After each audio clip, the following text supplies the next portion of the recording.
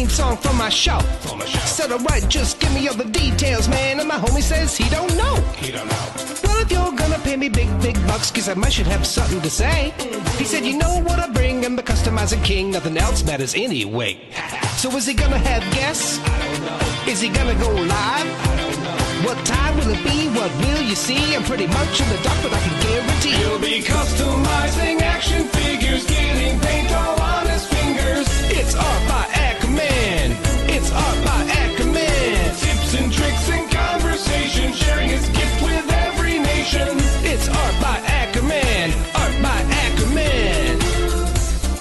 You best get ready, cause now it's time for Art by Ackerman. Welcome back to another customizing studio where we hang around and paint live, do some other customizing. We may have some dio work, some sculpting, some different things going on. But I think today we're all going to be painting. But got several folks here with us, starting with Michael Casper. Michael, how you doing, sir? Doing pretty good. What about you, gentlemen? Doing excellent. We got Carlo with us. Carlo, how you doing? Oh, I think we might have lost your audio, Carlo. You there? Can you hear me now? Is that better? Yes. Yep. Now we can hear you. Good. Yeah, haven't slept. Getting ready for this con. Good. Gotcha. We got Kyle with us. Kyle, how you doing, sir? I'm doing pretty good. Awesome. And we got Jay over there on a computer, I think. Yeah, I'm on a computer because my Jay, how you doing? Can you hear me? Yep. Okay, great. Yeah, I'm on a computer. I'm doing all right. Beautiful. Hopefully now you'll be able to hear us throughout the whole show. Yeah, that's why I'm on a computer. All right. Let me see who we got in the chat, and then we'll look at what we're working on. We got Freaks Figures out there. Welcome, Freaks. We've got Darla Ackerman. I know her. She's downstairs. We got High Ass Twizzler in the house. We got Hayes here. We've got Hallowheart Legacy. Welcome. And Dub3 is here, so we can't talk bad about him. So I just told him to join. we will see if he does. So all right. I will get us rolling. I am going to be working on this head today. This is a like lizardy, dragony something head. Anyway, going to be doing some paint matching with the Sexy Thygar body, and trying to get it to match that and do something fun with all these like tendrils and horns and everything. So not sure exactly what I'm going to do yet, but we're gonna have some fun with it. So I always thought that figure looked like it had that head looked like it had dreads. Yeah. So we'll see what we do with that. We will go over to Michael. Michael, what you got going on today? Not much. I'm just dicking around with the skeleton heads, shaving them down to try to get them in that fucking hood. Gotcha. Not going well. All right. Carlo, I know you're working for your StatueCon for next weekend. Looks like maybe you're working on that base for the Pirate Lady. Yeah, so I finally got the other pieces printed out. Took like 10 plus hours. So that's all done. So this actually assembles to be like a 15 inch thing. After printing it, I realized it blocks a lot of the character and I don't like it, but we're using it as a base for her to stand on. So it's kind of necessary to keep her from toppling over. So it's one of those decisions where like I made this, we printed it, I got it there. I don't think it works, but it's going to have to work. So Gotcha. Going to dry brush this today, sand it and dry brush it. Okay. We've got Jay there, I think. Jay there. Okay. I'm working on a few different things. I'm working on like a techno samurai that Jared can't think of his last name. Legions. Oh, Jared Tanner. Jared Tanner. Yeah, he suggested I do this, so I'm going to be working on this. So it's going to be like a almost neon, very stylized. I mean, the color is totally drowned out, but ninja, like a samurai ninja. I have heads done here, like a couple of different options. Oh, nice. My hands are kind of shaking, but so I have that. I have these the pride shields that I'm going to be working on that I'm going to have at Legions Con for sort of like charity, and then I have a giant ogre that I'm going to be dry brushing, and I'm working on a giant what? An ogre. Oh, I thought you said giant booger. I thought he said giant booger too. I wasn't gonna say nothing. I'm gonna dry brush the green now. I'm actually gonna dry brush that white, and then I'm going to pin line it, and then it's gonna be neon. And then I'm working on a bug, like a 2.0 bug with parts from Dispatar and the ladybug with the head, with the stuff that goes down the back. I can't think of her name. Mbira Jimjira. Yeah, that's Empire Jambalaya. Jambalaya. Well, Dub Dub said that he thought you said giant hooker. So there you go. It's going everything but ogre. So. Wait, hold on. And Dub Dub, I might also be working on this. Oh, which is it's a big like a vinyl that a Sofubi vinyl that Dub Dub gave me to paint. That's crazy. I've been waiting for an idea for, so I started pin lining it, and it's primed now. All right, we'll go over to Kyle. Kyle, you still working on your orc? Yeah, I'm working on the Warhammer Orso. I'm debating if I want to put a brown wash on this green because it seems really bright. Mm-hmm. And with all these blood parts, I don't want to be too clean. So I don't know if I want to put a brown wash on it to dull down the brightness. You can throw a green shade or green contrast on it or something. Yeah.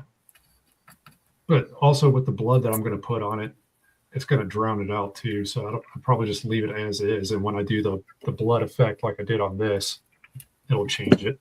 We'll see where we get. Awesome. All right. Let me go to this format. There we go. Let's get rolling. First things first, I need to match. I need to get a color match for some of this paint, but he's got so many different colors in there that I don't think it's going to be too hard. Like as I'm looking at this Thygar, there's like probably 10 different blues in there. Yeah. It's pretty wild. I was going to do something similar with Arakagor. Not similar, but like dealing with like paint matching, and there's or something at least close enough that I can paint over it and not worry about paint rub too much. It's the same thing. There's so many paints in there. That's all I had to say about that.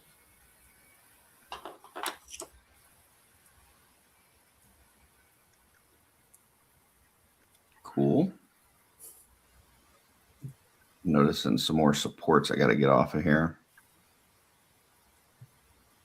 This one had a lot of supports. It was. Sorry. I was just gonna say it was a lot of work getting these off of here, and it looks like I still missed some. That's a pin. Is that Jason Demon Head? I believe it is. So.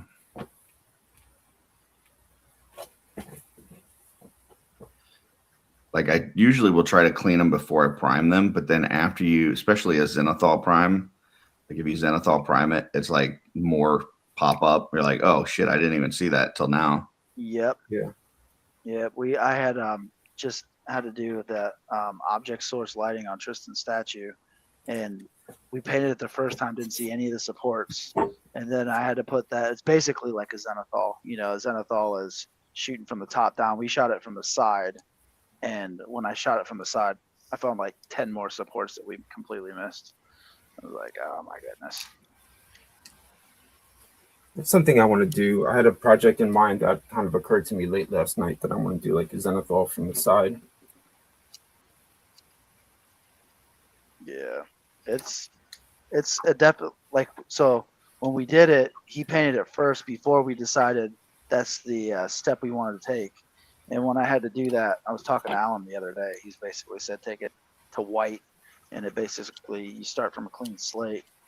It just destroyed every single other thing we did on the model. So actually, after the show yesterday, I worked on it for a solid like 10 plus hours trying to get back to an acceptable thing.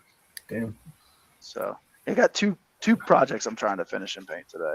So I go back to work on Monday. So this is the last little push for us. But I got Jenny over here. She's here. She's not on stream today, but she's over here basing out the drums for Tristan's statue. Nice. And then AKA the secret weapon. secret weapon. She's actually washing today. And I'm telling her she's doing it wrong, and she's giving me looks. But it's looking good. The thing is the same thing with this. So there's going to be object source lighting from the lightning bolts that kind of, I don't know if anybody has seen his first version of it that we brought to Legion's Con, like 2021, I think. But it's the same concept. But it was. Oh yeah, Tristan's up here too. Say hi, Tristan. So yeah, Tristan's up here saying it. We're having a big old sand fest today. But the object source lighting, as far as the drums go, she's doing all this nice washing and stuff, and it's going to darken it all up. So I'm still going to have to go over with white around where the lightning bolts penetrate the drums and make that glow. And it's crazy because like I'm laying in bed, and the people that I've seen do the object source lighting on the internet when they're painting the most, it's spawn statues. So they do the spawn statue, and then they do the white as the undercoat, and then they use Tesseract green from I believe it's Citadel. It might be. Yeah, I love that paint. Yeah, so that just covers everything in a bright neon. So it's like, oh yeah, object source lighting done. But when you're using yellow going over other colors, it gets real muddy and it doesn't stay yellow. So of course we had to pick yellow. Army Painter has, I don't have the yellow, but they have these effect paints. Like this is the green. It's just, it shows effect there. This is Data System Glow. They probably have a yellow. I haven't tried the yellow, but it might be worth a shot. Yeah, I mean at this point we're doing it 2 different ways. We're doing a transparent yellow because he printed some parts in transparent resin. And so we actually did go to the game. I sent him to the game store yesterday. All right, so fuck you then. No. I'm totally kidding around. What I'm saying is I did pick up this. I wanted to show you this transparent yellow from Pro Acryl. So that's hopefully going to take care of the transparent part. Nice. And then I just got the yellow I'm actually doing over the object source OSL lighting. Do you like that transparent yellow more than the is that thinner than the Tamiya? So I have not sprayed it yet. So you're gonna spray it? Yeah, Gotcha. It's gonna be a spray because it has to be like it's gonna be spray. So, it makes more sense. That stuff is a lot of airbrush work in. I have put down the airbrush for years at a time, and like for these 2 projects, we're just like back in the thick of it.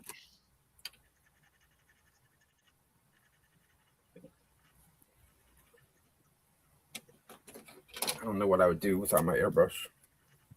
Probably would not be able to paint anything. Well, your Turbo Dork probably is designed for airbrush work for the most part, right? I mean, they see say the stroke lines. You can. It's just incredibly. I can't think of the word.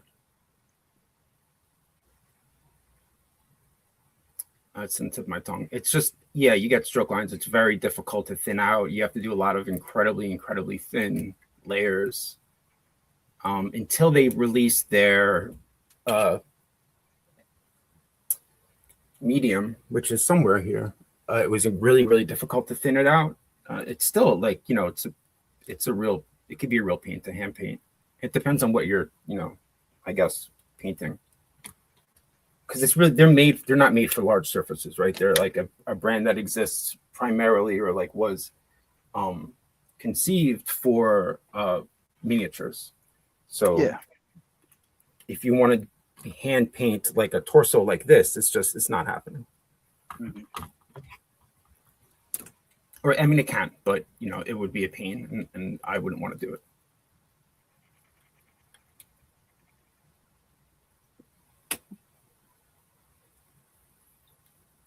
Actually, I think Hayes might have hand painted all of this stuff. That's done. That's Turbo Dork. I might be wrong. So that's, you know, crazy.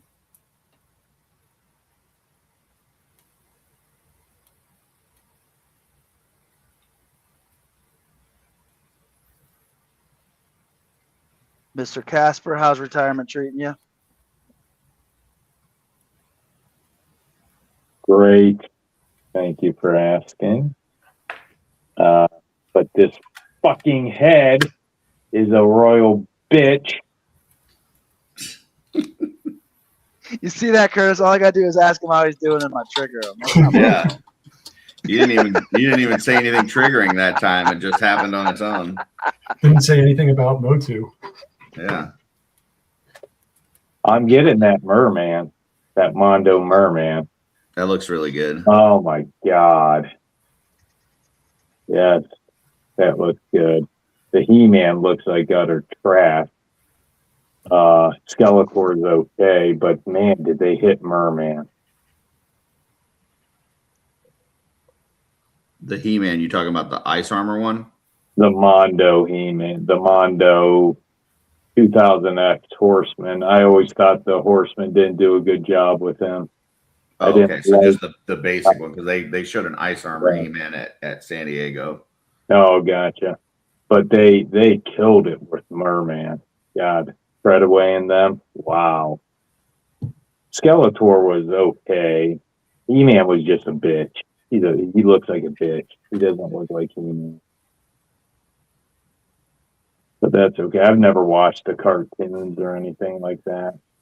Oh, you never seen MYP? What's MYP? Mike Young Production 2000X. No. Dude, that is by far the best cartoon version of He-Man. It's got to be better than Filmation. It's really good. No.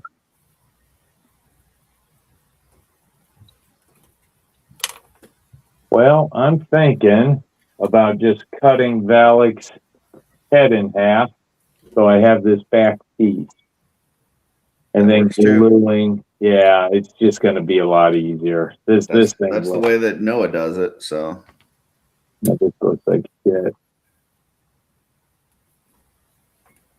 Yeah.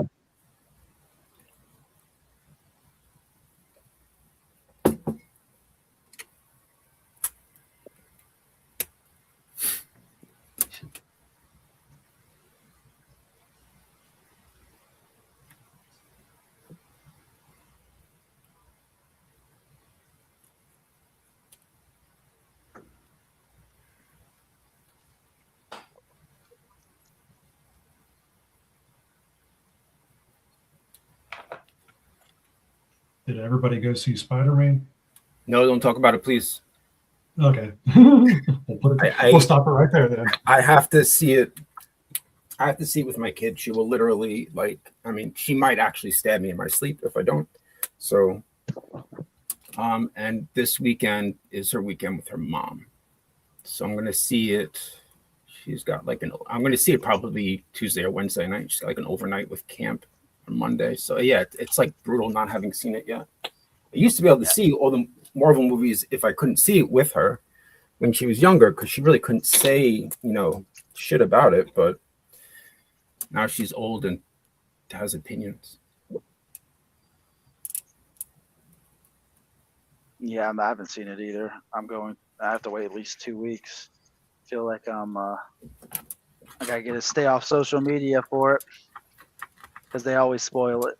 Yeah. I'm gonna go dark for 2 weeks until after the statue convention. I'm very excited though. I love Tom Holland as Spider-Man. He's perfect. It's usually Facebook that gets me. They'll have a clip of it. You know what I mean? Yeah. I accidentally saw I saw something and it was almost a spoiler on oh shit, here are the upper thighs. Sorry, random. If you've seen the trailers, I don't know that there's much else to spoil, to be honest. Like, I haven't Hey. seen the trailers. Like Oh, I saw okay. the first one. Yeah, like I'm really good about waiting these days. yeah, I think You know? they did a pretty terrible job of with the tech trailers. They give you most of what's going on, really. So Usually it's misdirection. yeah, I wouldn't say that. Well, I This mean, time- there's still stuff that is unexplained that I need to find out, like who Sadie Sink is. Like, is Sadie Sink the obvious person she seems like she's going to be? And if not, I'm going to be pretty pissed off and disappointed. Side note, but I'll find out. Yeah, I didn't even know.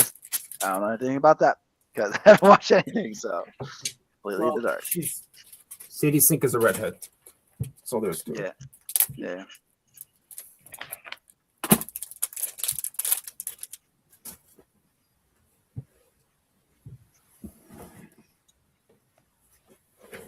All righty.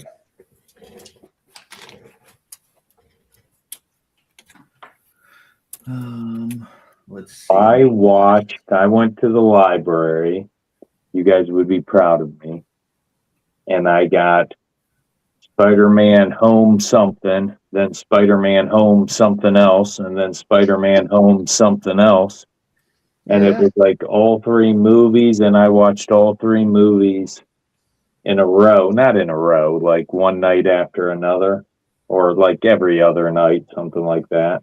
So I am caught up with that, and Tom Holland is a good Spider-Man. He's the perfect Spider-Man, right? Like, I can't imagine anybody else as Spider-Man. Tobey Maguire was too, like, whiny, kind of. Like, he just had that look on his face. And He made bad faces. He Yeah, made really and, ugly faces. Andrew Garfield was, like, too cocky. And, you have to have the middle ground where you are a little bit of, there has to be some, like, a human side, and there has to be, like, a sense of humor. And some I think swagger. they've all had good and bad moments. I could see anybody saying that any one of the three is their favorite, but I do think that this is Tom Holland's best performance as Spider-Man. That's interesting. Like, not even close. So Well, in the other ones, he had more of a childlike energy to him, whereas in this one, he has more of an adult energy. Yeah. Well, he's actually out of high school now, right? Well, Right. yeah. He finally out of high school at 30 years old. mhm. Yeah. We had a few comments in here. Hollow Heart Legacy was asking where to get like these headstands. This is a NECA headstand. I will occasionally find them at Target, but they're hard to find anymore. And you get them in a 3-pack. I've seen them for $7.99 and I've seen them for $12.99. Nowhere in between. So anytime that they've been $7.99, I've picked them up. But now I've seen them so infrequently that I would pick them up for any price. They're just really good. So when I'm not using that, I use these. I just got a bunch of sticks with blue tack on them. That I use those, and then I've got like a foam thing that has a bunch of holes in it that I put them in. So Do the NECA stands hold the heads snug? Didn't they've got different attachments but I just put blue tack on them. I just use the smallest attachment, put blue tack on it. So I just like it because it's something it's really nice to hold. It's actually got like a metal weight in the bottom of this. So it stands really well. It doesn't get knocked over, and it's easy to hold while you're painting. So let's see. Freak says, has anyone tried making a DIY airbrush? No, that sounds fucking terrible. That sounds. Yeah, it doesn't sound like any fun and very difficult. Yeah, they've got some cheap kits on Amazon where you can get like the compressor, the gun, and everything all in one. That's what I started with, and then I just upgraded my gun as I went along. So that would be my advice: to get one of those all-in-one kits to start. So I went to this is a single action, but I went to Hobby Lobby and I got this thing right here. It's a little compressor that you plug into it, and it will shoot a straight line. You don't get much feathering because it's a single action, but I've used it once for a base coat. It's pretty neat. That's good. You know, if you're just doing, what is it, like battery powered or something, or how does it work? Yeah, USB. Yeah, it's USB. It was like Wow. it plugs in right here.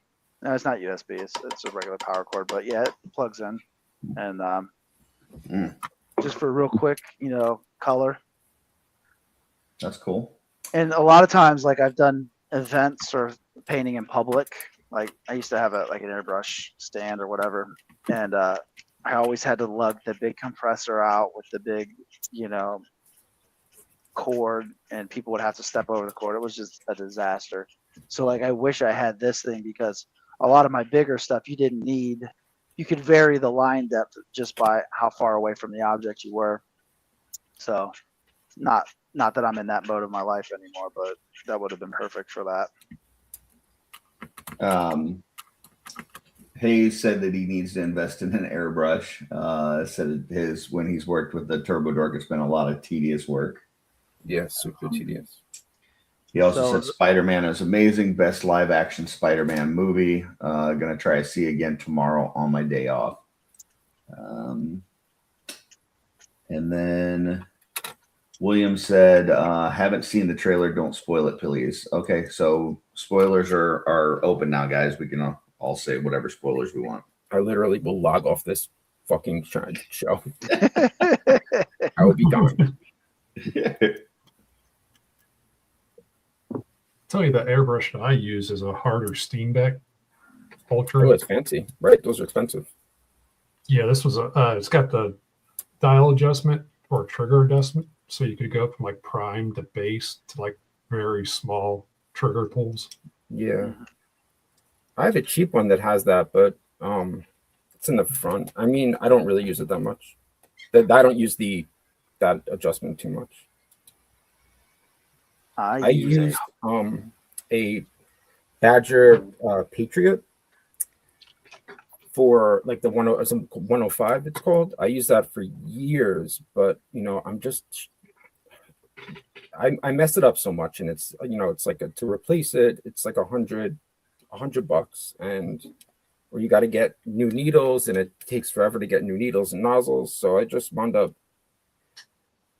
I don't like airbrushes that have really tiny tips that you have to unscrew and are easily lost. So I like ones and that are free floating. I found a really good one on Amazon that's $30, and every time I screw it up, I just buy a new one. And that's the way to go for me. So I have bought from Harbor Freight airbrushes for the last like 10 years. They have top feed airbrushes now. Before it was, you know, gravity. They were from the pots on the bottom. And I bought so many of them, whenever they clog up, you can return them. If they stop working, you can return them. So I have probably like either $20 a pop. Sometimes you can get them for like $14 or $17. And that's what I bought it for the first time, because I was using a Pache. I had Badgers in the past. I never threw down for an expensive one, but I bought a set where it's like it has this it's like a round airbrush holder with all the cords that go into it, and it was for the pots that, you know, the bottom feed ones, and I've switched all them out since then into the top feed. And you know, it's a small line. You can't do like, you know, a lot of heavy, like what you would do with it, Jay, which is big pacing. Yeah. But like for the small details that I need it for, it's been just fine. And I was I'm sorry, able go ahead. to, I was just able to like have airbrushes for every color. So because they were so cheap, so like I have like when I'm really going, I'll have like 5 or 6 airbrushes, and then if any of them clog up or anything, since I've bought so many, I buy one every month. You can just return whatever one you've clogged up, and they'll just swap it out for a new one. Nice. I have one from them. Alan said the same thing. The thing is that I need for Turbo Dork, you really need a 0.5 nozzle, and that's actually strangely very rare. So you don't. What one. does a 0.5 nozzle do? It's just larger. It's like Okay. if you Bigger get a airflow. Badger, it comes in 3 sizes. You can get 3 sizes for the nozzle. It's a 0.5, a 0.2, and I think a 0.7. So 0.7 is too big because it'll spray everywhere for Turbo Dork. But the 0.2 or whatever is too thin, and the I can never remember this word. The thing that makes colors in paint, pigment. The pigment is just too thick for 0.2 to come out really smooth. This is also not something that I knew on my own. This is what the guy from Turbo Dork literally told me. I was struggling with something or other, and they use the Badger and they use the 0.5. So that's like he had the same setup as me, but I was using at that time the I was using the 0.2 maybe. Whoa, there goes this. So that's the reason that I wound up switching. Although I think I should be maybe base coating with the 0.2, which is the default that comes on most airbrushes, or it's a 0.3. I don't know, whatever it's the default that's smaller than a 0.5. Mm-hmm.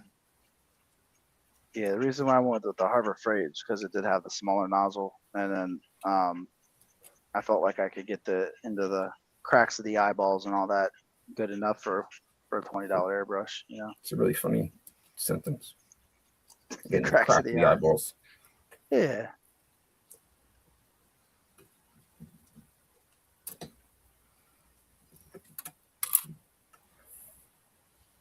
But for me, the silent compressors are the way to go with the airbrush. Again, like it could just run on stream. You guys wouldn't hear it. My airbrush, it's so loud. I can't stand it because I have to have headphones on to even hear music. I only really paint with music on because it just helps. Well, I mean, it's just more enjoyable. Because I generally, if I'm especially airbrushing, it's just I'll airbrush for a long. It's one of the reasons I mess up airbrushes is because when I'm doing it, it's just like incredibly long spells.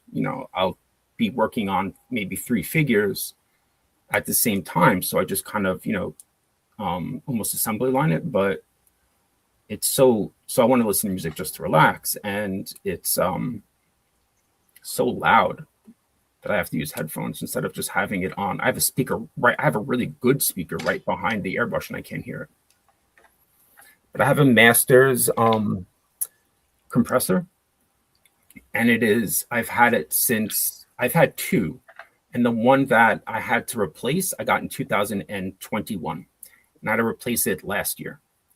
And I use the airbrush, like I'm airbrushing at least 5 days a week, generally in very long spells. So for something to last that long is kind of incredible. Oh yeah. But no, it's fairly expensive. What kind of compressor do you use, Kyle? Hold on, I'm gonna look right underneath my feet. You still gonna look underneath your P? It's a Timber Tech. How much was it? Mine was like 100, a little bit over 100, I think. I think mine was like about 100, something like, yeah. I have to look up what it was on Amazon. I bought it like 2 years ago. I can't remember.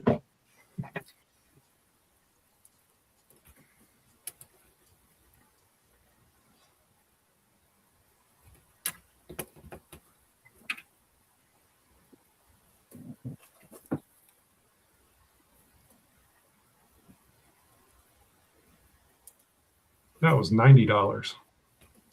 Nice. I got an Iwata from a trade when I was doing airbrushes at like a flea market, and it was missing like 2 pieces, and I never got those pieces, and I lost it. So I don't know. It might be a great airbrush. It's my most expensive airbrush. I've never used it though. They're supposed to be amazing. That's one of the brands that's like I guess I don't know, top tier brand, like right, Masters. I mean, I had a Masters and I don't like it, but that's because of this. I don't like I like the floating nozzle. Yeah, I don't like the ones from Harbor Freight. They're all solid headpiece, and they're just like, I don't like them. And then of course, if you guys have airbrushed, I'm sure you've dropped tips down the sink. Well, that's the reason. No way. I don't. I'd never do it over a sink. Yeah. That's not good. Not good. I picked up these these takeout containers, and I always clean mine in that. So the only place it can go is inside this container. I think Tristan was the most recent to drop it down the sink. Did you drop it down the sink, son? Yeah, he I said, why were you doing it over the sink? He's like, just seemed like the thing to do. Yeah, that's bad. I've done it twice. Drugs are bad.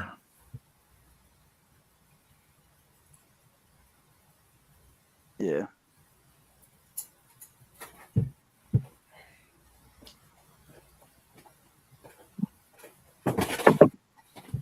So this is the one that I have now. This is $30. And the reason I like it is because when you take this out, right, you take this out, the tip is large, right? And you just put it in. It doesn't screw in. So you don't have to worry about, like, you don't really have to be very careful with it because it just goes right in and slides in and just floats there, which is what the Badgers do as well. Yeah.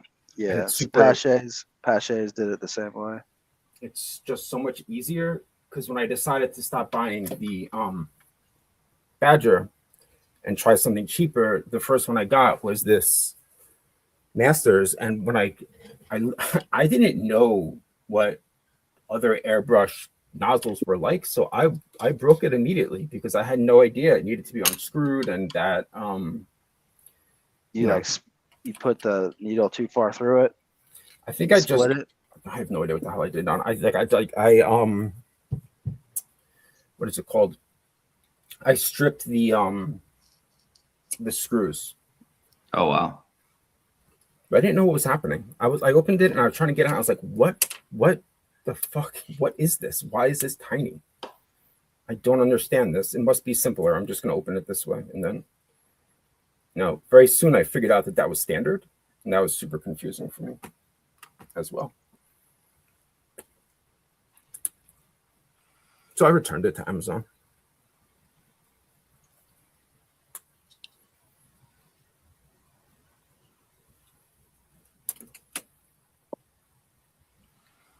It's not working.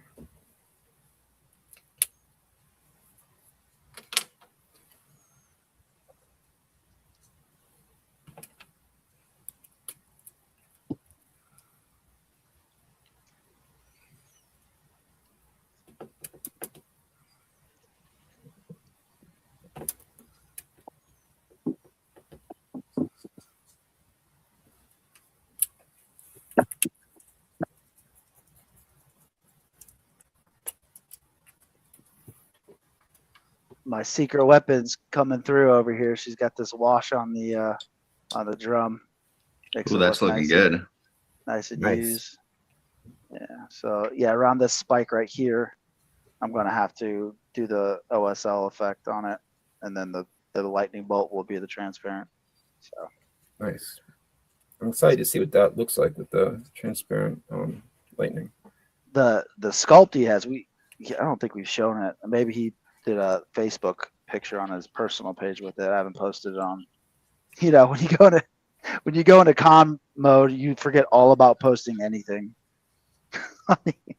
on the socials. So it's just like I don't know about you guys. You seem to post pretty much, Jay, but like I can only juggle so many things at once, and then everything falls. So I just try to post. I mean, I post stuff. I don't know.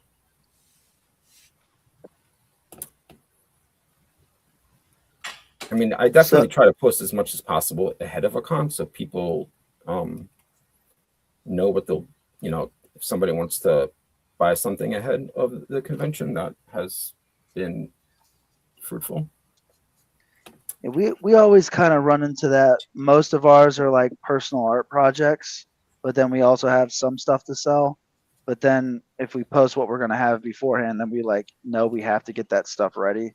Like this last CarverCon, we didn't get the alien torso together that I posted, so I'm like kind of upset that like I posted it and we didn't have it. We had some there, but not painted, Yeah, So it's just like I'm always nervous about months before the con post and what we're gonna have.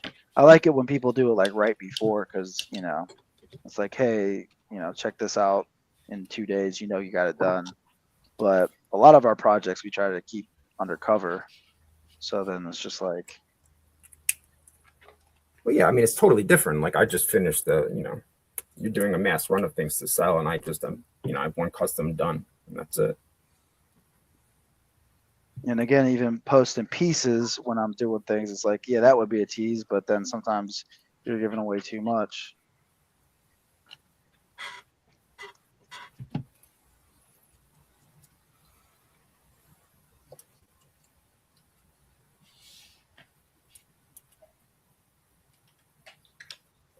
I mean, I just generally like posting stuff on social media because I like to, it's nice to get like a good reaction. So, kind of MJ just popped up. It says washes are amazing. Thank you for opening my eyes, Curtis. Well, you're welcome. Yeah, washes can be helpful for sure. A lot of different techniques. Yeah, that's what Jenny's doing on that drum right now. It's magic. Dry brushing and washes are magic.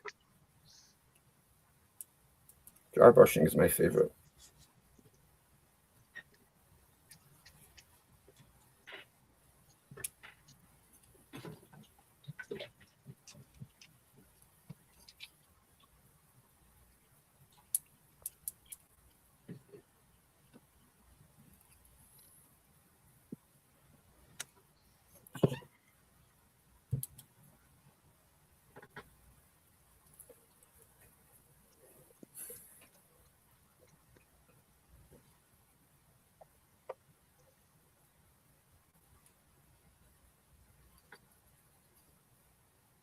Okay, I gotta hang up the sanding paper for the moment.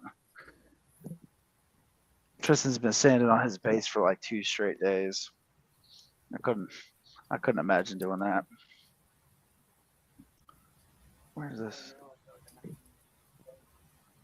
I don't know if you guys can see this base right here. I had to go get it. So this is what it doesn't even fit on the screen probably, but this is the base part. Oh. And then the top. So this wheel plugs straight into here.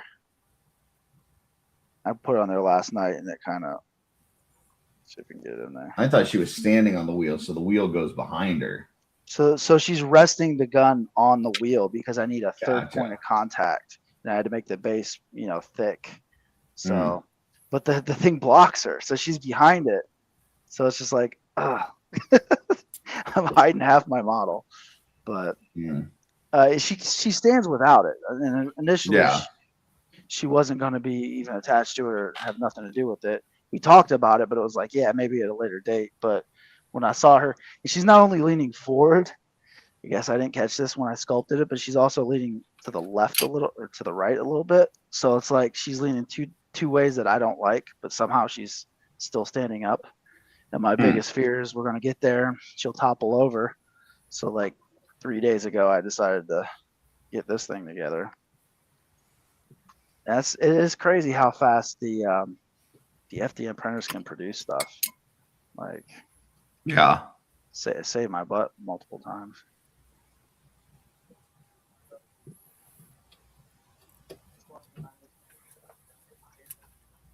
All right, my Gundam markers are not behaving, so I'm going to stop doing that.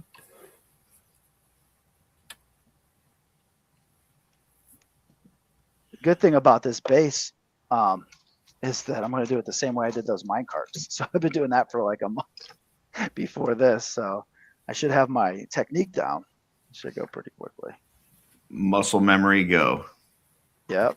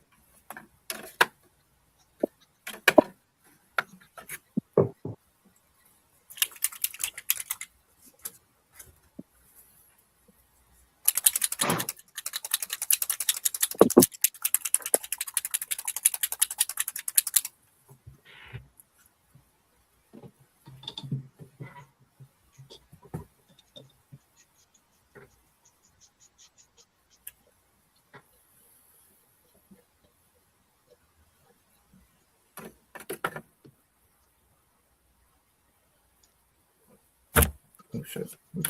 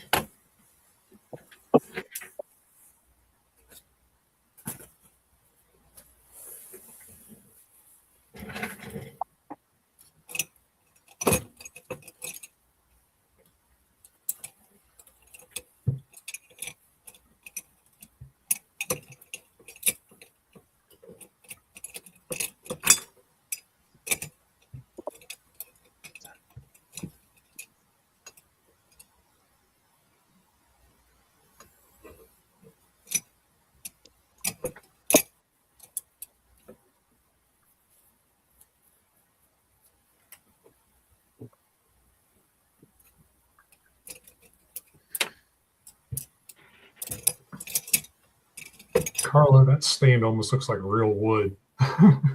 Yeah, it's crazy. What I did was I took a real wood texture and then I put it on the model. There's a way to project it.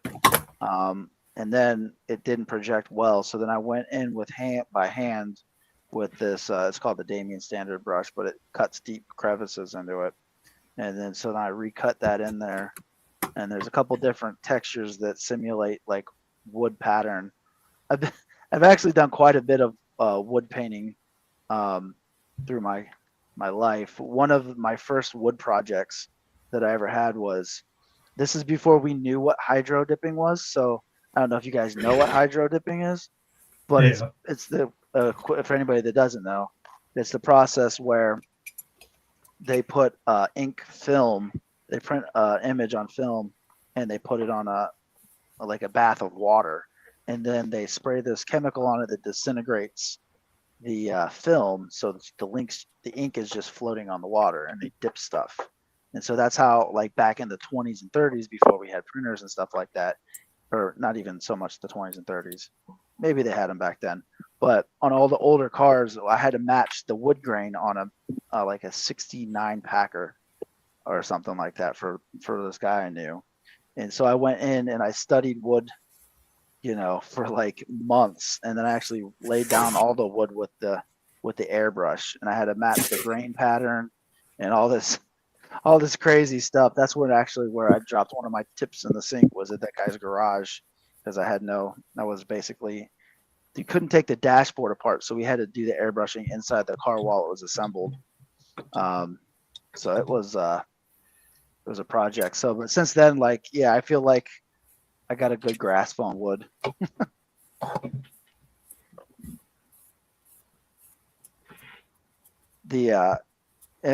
For that project too, like I had to take, I took like a Bic, like not a Bic, but like micron marker, because I had to match the individual, like inside the wood grain, there's like small little ticks, basically, like little lines. So I had to line a whole dashboard with a fine line pen, which was nuts. I'm not doing that for this stuff though. But if anybody was wondering, I'm definitely going to clip that where Carlos said he has a good grasp on wood. Yeah, there you go. I was on that. Yeah, just in case anybody was worried that I might not get it, definitely getting that. Nice. I think that you and Brad should have a discussion. Why is that? Because they got a clip of him saying, "I like penis." Oh yeah. I think he said, "I love." Yeah. I could be wrong though. Yeah, so like I don't really know that I caught a lot of what you said after that. I was just thinking about whether or not I should be polite and not mention that, or I should mention that immediately. We were all thinking it.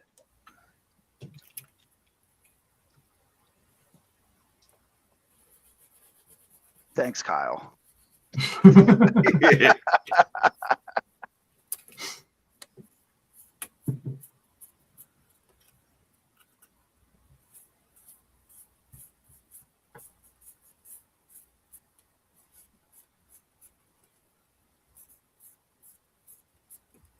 Definitely helped that I got the filament in brown though. So, I mean, that's eliminated base steps and base coats, and Oh yeah, I bet. that's one of the tricks we learned from the minecart thing. Half of them were in gray. I had to go do a whole, get a primer and do all that.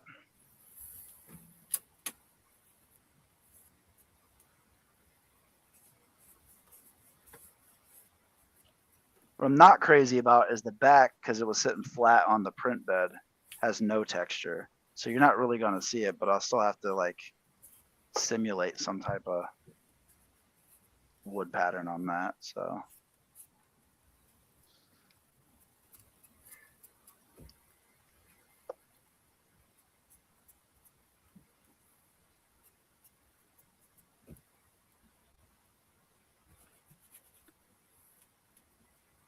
I've seen these guys on the internet laying down some wood patterns on like ceilings by taking their fingers and like, I don't know, doing this. It was like a big clump. I'm gonna see if I can do that. It's like, So these people were using their fingers to lay down wooden clumps. They were doing this. Watch my face. They were like doing these shapes in it with their fingers. Oh, I've seen that. Yeah. Yeah, it was nuts. I'm like, wish I would have known that. What I'm doing is I'm taking, just making like streak lines with it with a wash, and then my hope is that this will read as good enough being on the back. Channeling your inner Alan. Good enough. Favorite color. What he says his favorite color. Yeah, finish is his favorite color. Yeah, man, the stuff that he drops is crazy because he's been doing it a long time. Like running, what did he say? Window cleaner through your airbrush. Mm-hmm. Jay, I don't think you heard that yesterday. He I said did if you not. have stuck on paint, run window cleaner through it.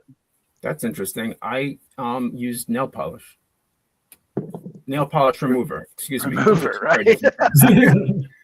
Acetone, which is terrible, and poisonous. So Jay's gonna fuck up everybody's airbrush running nail polish through there. please use nail polish remover and not nail polish. I mean, I'll spray it sometimes if it's really bad, and I don't know if I'd recommend people do that. This is a poor decision that I make, but I definitely just pour acetone through it straight up to get the paint out if it's really, really bad. And it gets that way, but that's me. Really, there's somebody who uses an airbrush all the time. I'm not great at, remembering to do certain types of maintenance that I see people do. Like, I know to do it. I've watched a lot of YouTube videos. I'm not sure. I get a lot of paint clogged in the nozzle, and that is like a point where I shouldn't talk with a brush in my mouth. Point where I have an issue. I haven't touched an airbrush for years because of paint clog. I'm actually at the point with the 3D printers because I've had like 5 failed prints. I might not 3D print for a while. we were Wow. the hair that broke on that Pirate Girl model. Like, I've reprinted it 3 times. It's failed, and it just failed on the FDM printer. I decided to bite the bullet and just do it on the FDM, and it failed on the FDM today, right before the show. So I'm like, yeah, I think after this, I think we just go back to the mine cards. Those always print up nicely. But as far as like the resin outside, I don't. I take long breaks after Legion's Con, and this has basically been more work, I think, for these 2 conventions that we've done.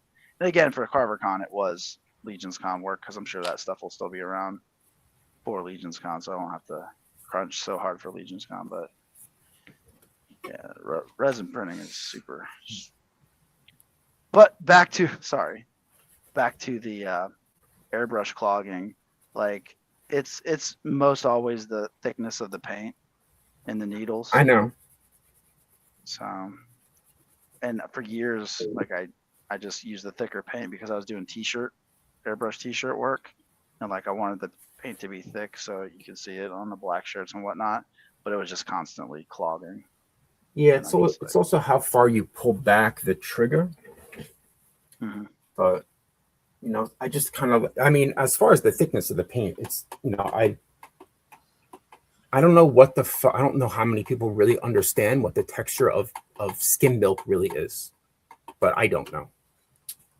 I guess one of these days I'm gonna have to buy skim milk because that's what everybody says. Well, it should be like skim milk, but I don't know.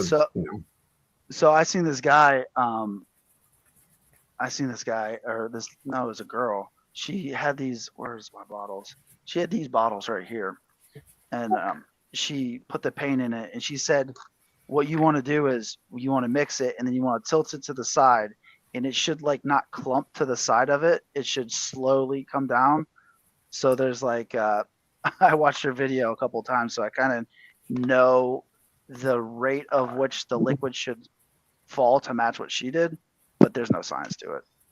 Yeah, I do something that I saw, which is I think probably gets you the same result. Essentially, is you dip a brush in it, and you lift the brush out, and you want it to be not completely dripping, right? Like, but you want it to be like drip, drip, drip coming off the brush.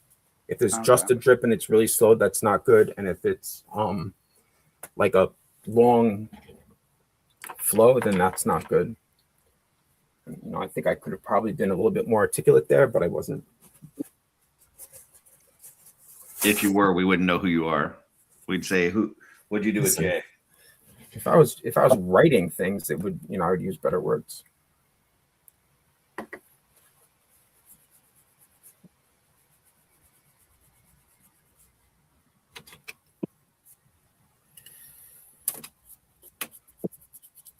I can't find the really small new dry brush of yours, so I actually found the one from the last set, and it's in great shape, so I'm using that. That works.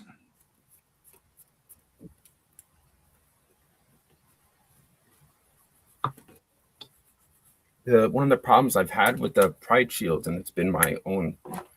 It's like one of those things where I should have known to be more prepared, and I kind of knew to do it, but I just didn't. Again, kind of out of laziness and just a desire to work on it, is sort of starting from the middle to make sure that all the stripes are the same size. Or like some of these, I got this dripping effect that was not something I wanted or I intended to get, but does look cool. But for that to work, you have to, that's not what you have to do. You have to start at the bottom, right? So that the dripping goes down. Because now if I do the orange over the red, it's not going to really work. So I don't know. That's frustrating because I know to do that because I've done that multiple times. But, you know. So you don't have to shit. You can. I mean, it really depends on how you feel. If you have to, you should do that first. Otherwise, you know, you're going to be uncomfortable. You might not be able to focus. To stay regular. Yeah, you should stay regular. Definitely. It's you don't want to, you know, keep that in. It's not good for your, really not good for anything.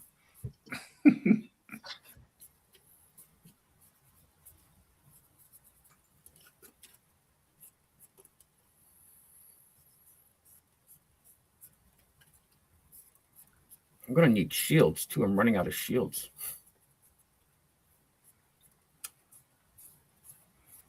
Hit up Brett. Yeah, well, he gave me a ton.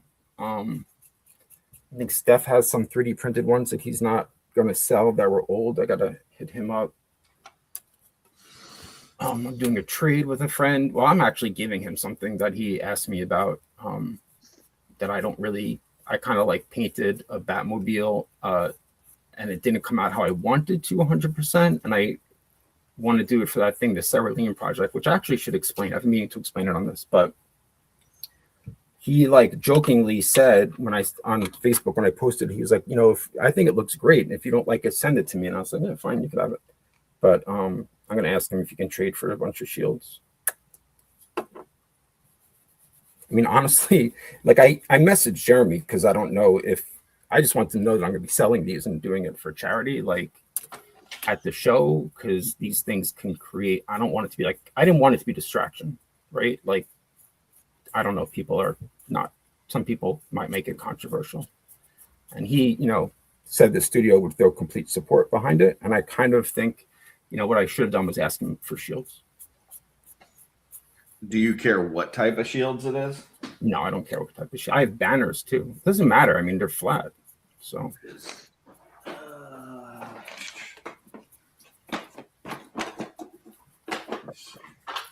I might post something on Facebook. I mean, a lot of people were super. Are you using any of this style? Any kind. Yeah, I've done some. Because I got a shit ton of these. I mean, I think everybody's got like, right, extra fodder shields. So I just need to reach out. Yeah, just put a post out in the Cabal. Yeah, I will. I got a bunch of Templar ones. Nice. Yeah, that would be really helpful. I think I started to post once and it just got to be the point where I was trying to explain it and it was just, I didn't feel like writing the whole thing out. But yeah, and a lot of people, like, you know, I posted once on Facebook and once on, maybe twice I mentioned it on Facebook, but then also once on my Instagram, and that was the most views and likes I got on an Instagram post ever. They look really cool. Thank you. I think like at first I thought that I didn't like, there's like they're a little bit sloppy, but I guess they kind of look hand drawn and that looks cool. And the trans ones are coming out really, really good. And I had some bi ones. I got to do a lesbian one's really great because there's a big axe in the middle. It's really one of the cooler flags. I had a really cool bi one, but I think it broke. But that is a really nice color combination. It's like hot pink, blue, purple. And it's really like my favorite colors. So.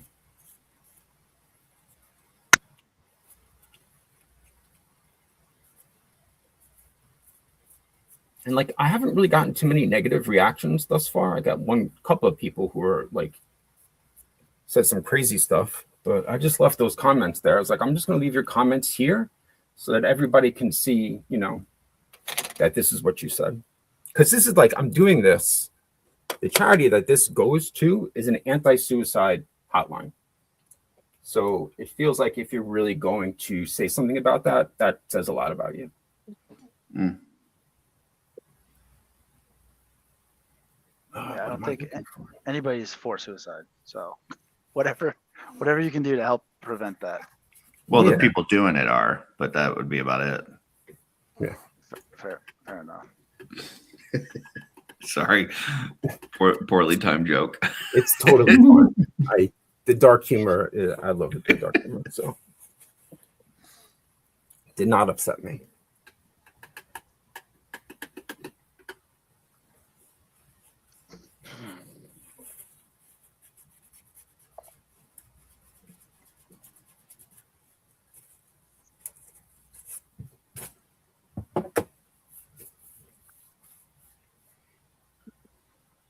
And I also have that paint, like the rainbow roll paint, you know, Curtis. I don't know how many of you have seen it, but that's that like holographic paint that's got the rainbow. Oh, that one. Now this, I don't know. Hold up. I have maybe a solution. Oh,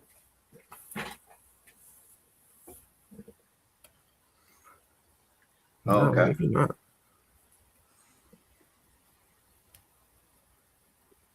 Well, this paint looks like a hologram, I guess, and it's a rainbow. So I'm gonna make some of these. Any round, these look crazy on like a round shield. So, That's cool. and I have a couple of things that I did that were customs that I did also in that color that I think like I did a Batmoplane. I don't know what it's called from the.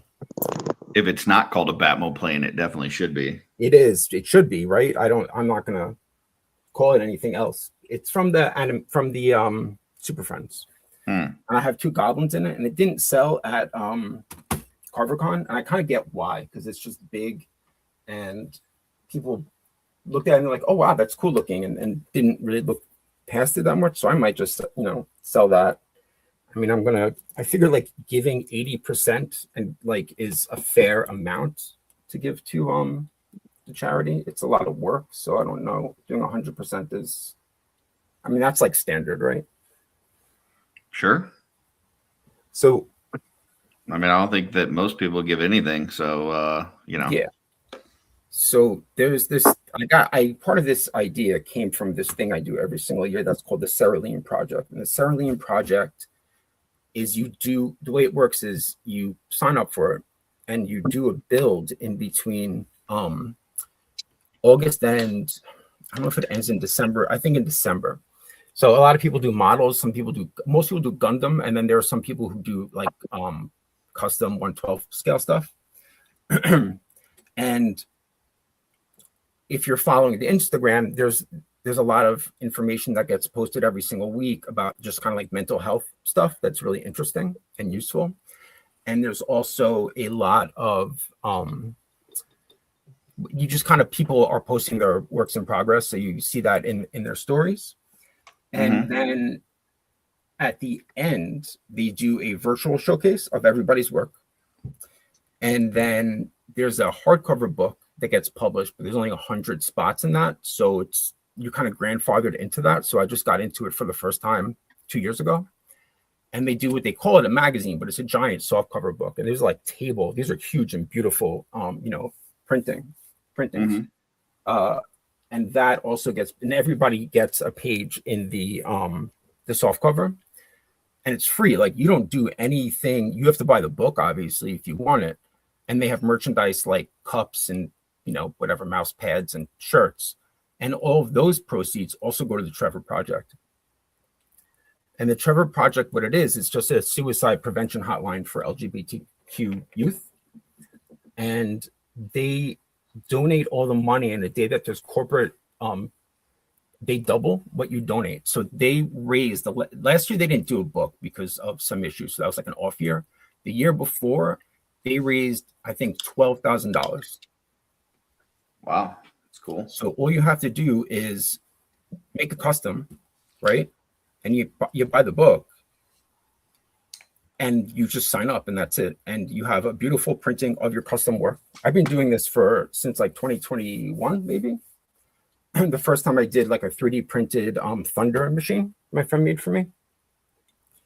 And, you know, every year I just choose to do a vehicle and I just do a large project. And it's like amazing to do that work, to know the money goes to charity, and also to just see it printed and published. So I've been wanting to, this is the long post that you asked me if I had like a audiobook version. Yeah, this is the audio version. I'm glad. Yeah, this is the audio version. Because I definitely wasn't going to read that. I want to send the link. It's hard for me to explain all that like quickly for people to read. But I would love it if people in the community do a YouTube short. Participate. Yeah, nobody watches my YouTube. I did it last year too, but yeah, and that's something I was going to do. Actually, you know what? Hold up.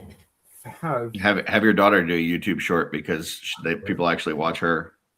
Yeah, that's true. Soft cover.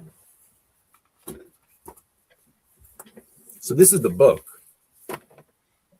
right? And it's like substantial, like it's thick. Mm-hmm. And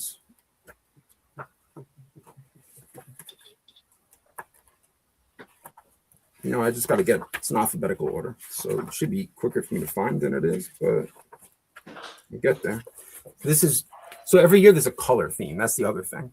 So this year was green. So you have to make something with that color. So this is what I made. This is like 3 years ago, which is that same hover tank that I was working on. That's on the cover of the like on the thumbnail. Yeah. Right. So that's what I made. And then the last year that they did it, because they skipped the year, was red. So this is the hardcover, and the hardcover. This is like a coffee table book. Look at the size of this, right? Mm-hmm. Really nicely done, really nicely bound, and even before I was in the hardcover, you know, I was buying it because it's just beautiful. And I know people who are in the I like have met people through this that I've become like kind of Instagram friends that are. Hold up. So this is the first time I incorporated actually Legions into it. So it was red. So I did a custom like Tusk Pilot, and I did a turtle. The turtle van, like the pizza van from the movie. I don't know how to get this to. I like turtles. And then I did turtles. Mm-hmm. I put a giant missile on the top. And I did like iconic red characters. So there is Raphael, Magneto, and Spider-Man, Deadpool, and the Tusk pilot in there. Very cool. And I did it in that red, the clear red over silver for all of them.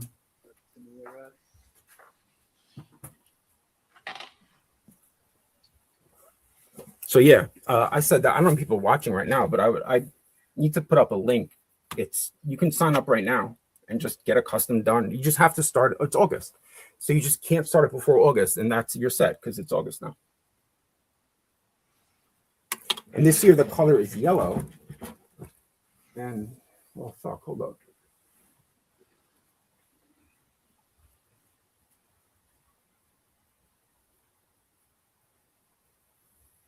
It was really anticlimactic. We thought you disconnected.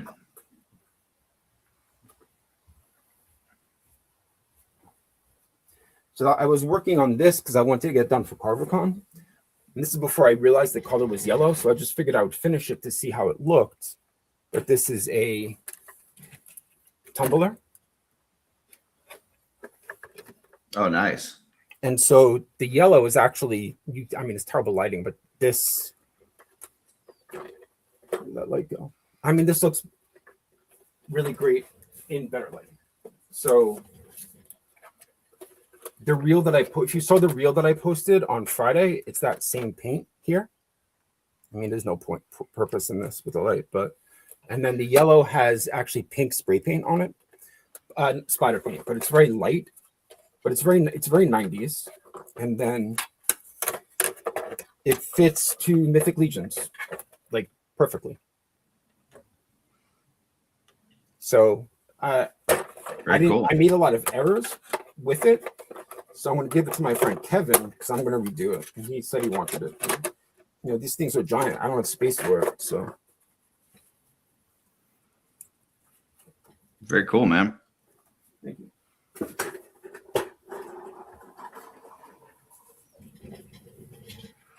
Twizzler's in the chat and says, "That's pretty cool, Jay. Good for you for donating to a good cause." Thank you. Everybody should. I think everybody should do this project if they, you know, I mean, if they want to, I guess. But it's really like it feels very fulfilling when you find out how much money was raised, and you get like the book, and you see everybody else's work. It's really cool. Very cool.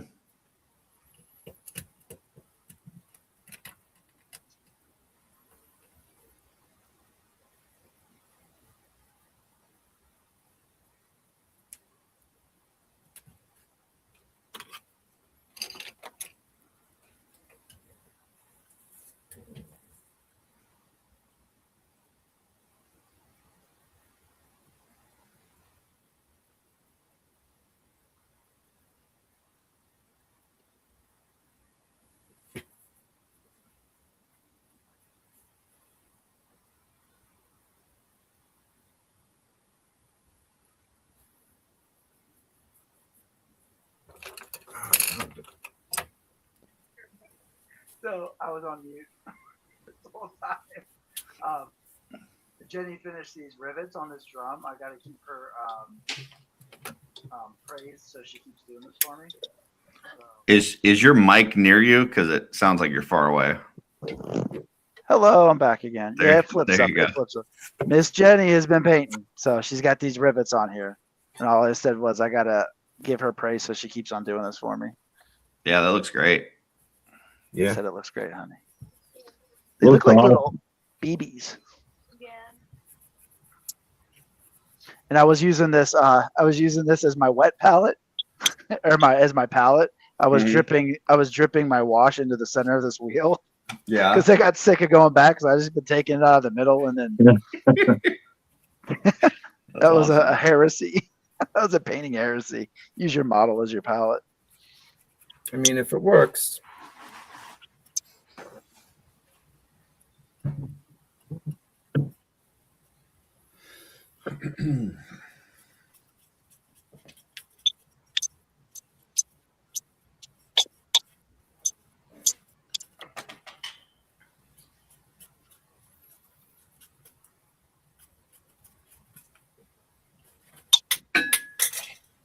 Oh shit. Yeah. I mean, something fell. You probably didn't hear it, but that was my reaction to something falling, which hopefully was not a 3D printed item that could have broken. It was, but I didn't heard break. Yeah. I dropped the shield and it broke yesterday, and I was so pissed because it was really good. A 3D printed shield. Yeah. Literally slipped right through my fingers. I don't know what was going I on. was gonna say, there. how the hell are you breaking a Mythic Legion shield? But No, that makes more sense. Yeah. I mean, I'm doing Legions. I have like every type of Legion shield that I mean, not every type. I haven't done the new shields from the most recent wave, but I've done, and I haven't done any cosmic shields yet, but I've done like a ton of different ones that just trying to keep it kind of diverse. That would fit with the theme. That's a good point.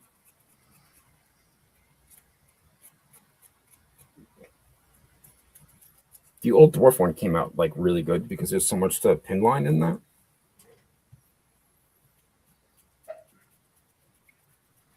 I want a dwarf one with a Subaru logo on it. A Subaru logo? Yeah. Can you explain?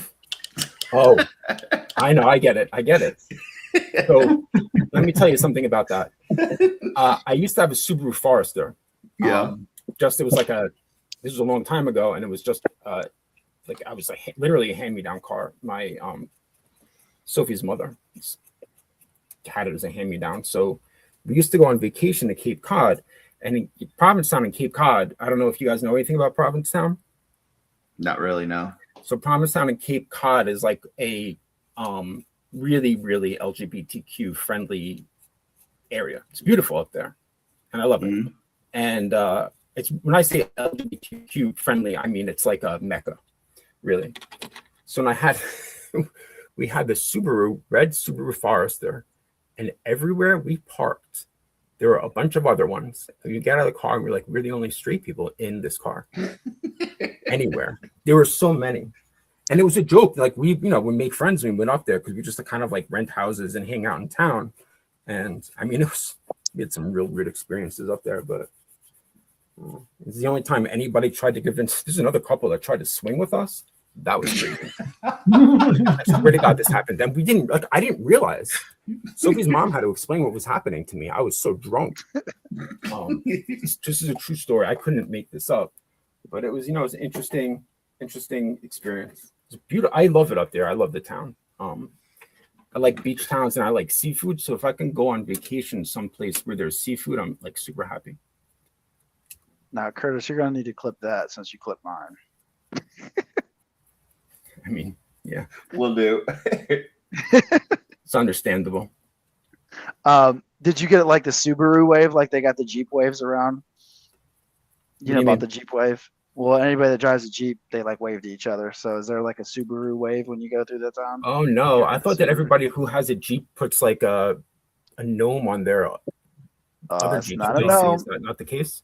It's ducks, and I don't. Oh, ducks. No, I don't know. I didn't know that was a thing, so I didn't really pay a ton of attention. Yeah, well, And yeah. people who drive Jeep Cherokees don't get the wave. No, I have had all Jeeps my whole life, and I never got to wave till I got a Wrangler. And I'm like, everybody's waving at me. It's funny. I just watched a video on Papa Meat do the Jeep wave and Jeep culture yesterday. Yeah. Yeah, we bought one recently because I blew my car up on Father's Day. So dude passed me a duck. I'm like, yeah, this ain't going on my dash. So,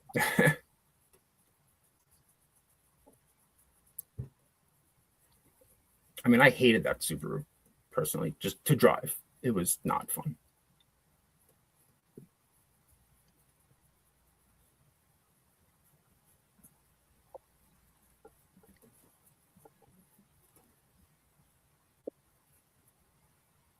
Oh, Carlo. Yep. Can you see that? When stand I'm by. working, no, you can't. Hold on. No, it's not you. It's me, as they say. Hey, Fishhead, you got the teeth with that one, right? Or no? There are Did no you get teeth with that? There are no No. teeth. I have teeth. Oh, I don't know. There's a set you of said teeth you that liked goes in separately, and I remember you telling me that, and I fucking wonder. I may have that packed away somewhere. No, I don't know. I think that I told you that one might not have had the teeth. I mean, I like it like this because I don't know. The opening of the mouth reminds me of like a screaming like cartoon character, Yeah. So I kind of like it like this. I think I'm going to put it on this. And I don't know where I'm doing. So I have, that's the half Manjira Bajurager and half Dispatar. So I have to really confirm that it's going to look like the way I want it to look when it gets put together. But I think it also will look good as just kind of a random creature with this, like these scorpion parts and such. Oh yeah. So, but I have the top half. So everything that I'm doing with that is going to have this paint, this sort of like blue and pink paint just on what is the organic parts. Mhm. And then there's a color shift that's like a darker blue to like purple to like a plum that matches that really well. So I'm in the middle of working. I'm airbrushing that. Sweet. I'm sure it'll be awesome. Hope so. I mean, this is like a good example of what you can't see it from the pointer, but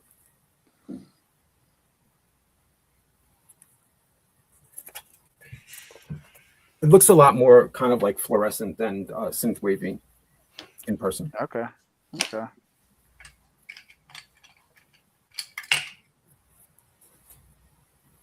you still have me embiggened? Yep. Definitely unembiggened me, yeah.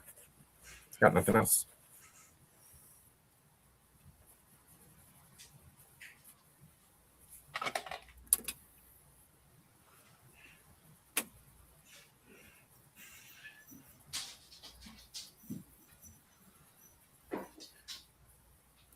Mikey still around? Yeah, How's it coming? How's the head coming? good. Got it in the hood. Yeah. Taking a break. Yeah.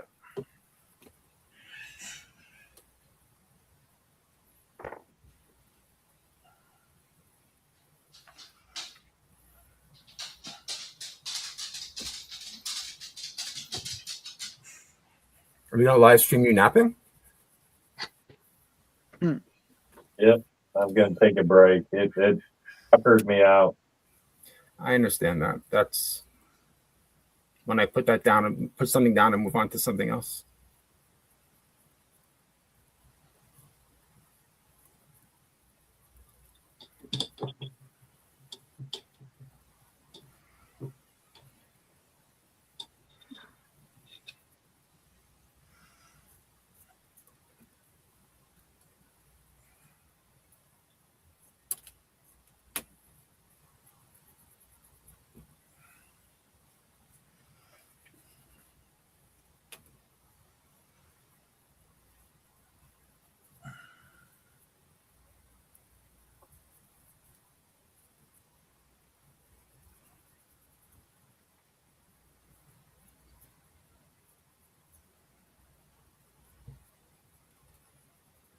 I think I might start trying to hawk these wheels to boat shops.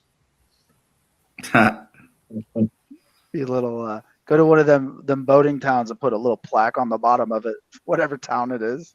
See if they'll keep it for commission or what is that called when they consignment? Thanks, Jenny. Yeah, I've had some things and some tourists. I've done a lot of different artwork in my life, and for a while there, I was doing consignment work in like Blue Ridge, Georgia, and I had some mirrors in there that I engraved on. That's cool. Yeah, we can do some consignment work with these. It's so big and hefty, it feels like a trophy. Yeah, held up them trophies when you were kids and they were super heavy. That's kind of what this thing feels like. I think it'd be cool as a base. Like just lay it Like, flat. yeah, Yeah. like them standing on it. Yeah. Like I think that new that Dawn's of Discovery guy with the hook and stuff. Oh like yeah. I just see him like standing on it. Oh yeah. See, that's what when you were saying that you were painting that for the base for her, I thought that that's what that was. Like she was standing on top of it, not that Right. she was resting against it. Well, one of the ideas was that it was going to be broke and then half hanging like on the ground, and she was going to be jumping off of it. But that was a little too close to the con when we had that idea. So that's a great Gotcha. idea, though, and that would be great because That would be really cool. I'm gonna give you credit on that one. Put that together, Curtis. Sure.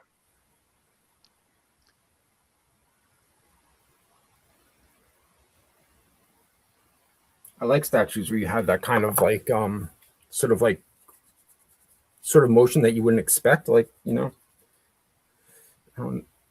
like the jumping. Like I have a Spider-Man statue that is him swinging off of kind of like a tilted tower. So only the foot is on the base, but it's obviously so heavy that it stays. I think that's really like an awesome. Yeah, so like we've researched a lot of that, and I should have done this a little bit better this time. So that's why I'm making this. But I thought I had enough of like angles, and like I'm looking at other statues. One of the things when we went to the Statue Con a few years ago, I talked to the sideshow guys, and they were telling me how there's a huge like engineering problem that they face with every statue. So they have to actually run wires through the models, through the polystone, and figure out what shape the rod has to be to catch it so it doesn't fall over, because some of their first statues, they said they had reports of them sagging over time, and that's with the different material than just resin. So that was the reason for this, is because I was going to put nails up into her leg and in a couple joints so it would stay strong, but time got away from me, so I just super glued it. I thought that you were saying that you were going to do something with the jumping, like next time you did this. Yeah, I would have to run a rod up through the leg. So, and the thing is I can modify. I mean, I can modify this pretty quickly to be that. And the other thing is like this is huge. This is like 18 inches tall. Right. So if I do it at 1/6 scale, which a lot of people do, I might be able to. It'll be lighter, and then I could actually probably get that rod up through the leg, so I could do that for sure. But for a Dio piece for a Mythic statue, I better get on that now because it's put out there. Yeah, I know. Like Stefan has that one that's like a rock base one, and I've seen some other people do just a few little, like just something to put a single figure on. Yeah, I think that's a cool idea. They're fun to paint too, especially if you put them out unpainted. Like those kind of things, like little bases, are really fun to paint. It gets you, like, as far as the dry brushing and the washing goes, like with the rock bases, even this wood, like it's sucking up the texture. I actually had more texture on this wood, but I had to print it on a fast setting on the FDM printer, so like all the texture didn't show up because the different layer heights capture different detail. But I kind of like whatever detail did come into this because it looks like almost like barnacle or sea wear on it, you know? Oh yeah. Oh, that's cool.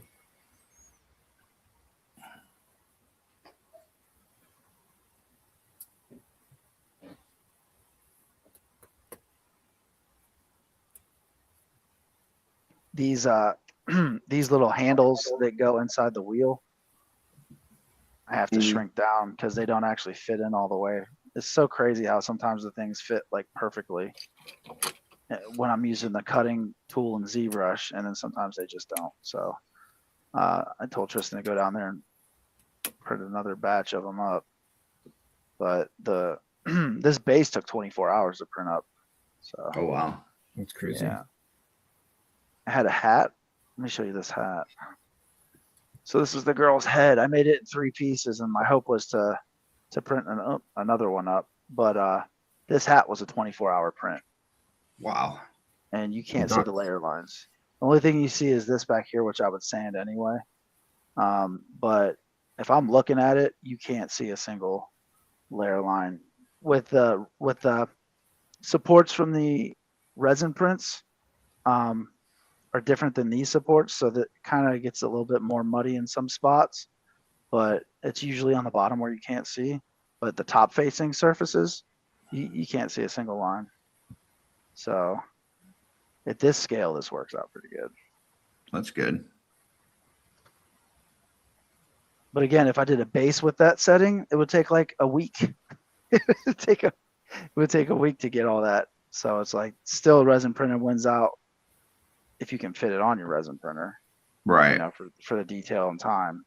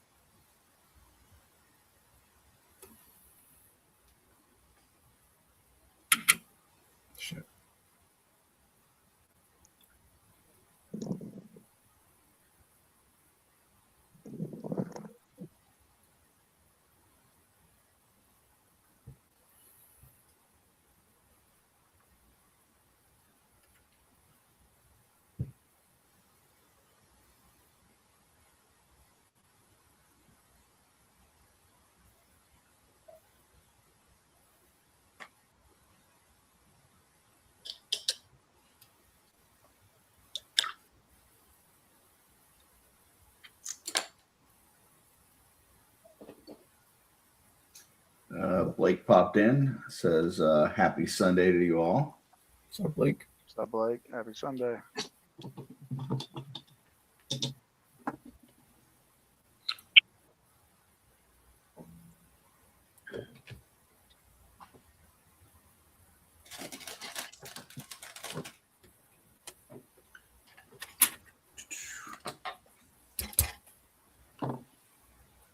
If I'm using a homemade wash, I'm afraid I went to a regular like army painter wash right now.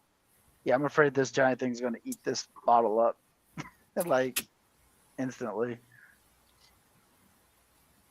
How'd you make the wash?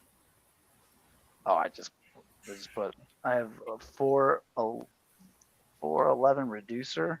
It's an airbrush thinner from Createx. Oh wow. Water. I was almost gonna put. Sometimes you put the dish soap into it to get it to go, but this was just Really? like real quick. Yeah, just a little bit. It's supposed to help the flow. My voice just but- got so high out of shock. Really? Yeah, I've actually got a video on my channel. I'm making a wash that I put the dish soap in. Mhm. So interesting. It's one of the few times that I actually showed Alan something new. Uh-oh. Yeah.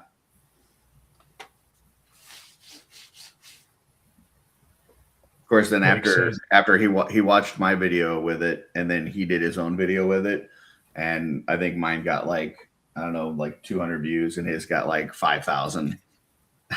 It's because Alan's famous in his. He's something, man. He has a very interesting life for sure.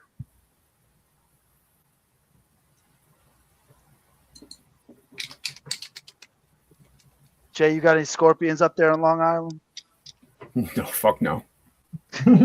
Yo, that picture or video, I mean, that was horrible. That's actually a fear I have, and I don't know why, because I've never even encountered one, but the scorpions freak me out more than, I don't know, almost anything I can think of. He didn't find one, he found multiple, and I don't think I'd ever use my pool again. No, I don't think so either. I would pave it over. Yep. I'd fill it with gasoline, burn it, and then fill it with cement. Yeah, I guess you get used to scorpions, if you're in a place where there are scorpions, but I don't know, man. I love the desert and I love the Southwest a lot, but that's like, I'm not okay with that being a part of my life.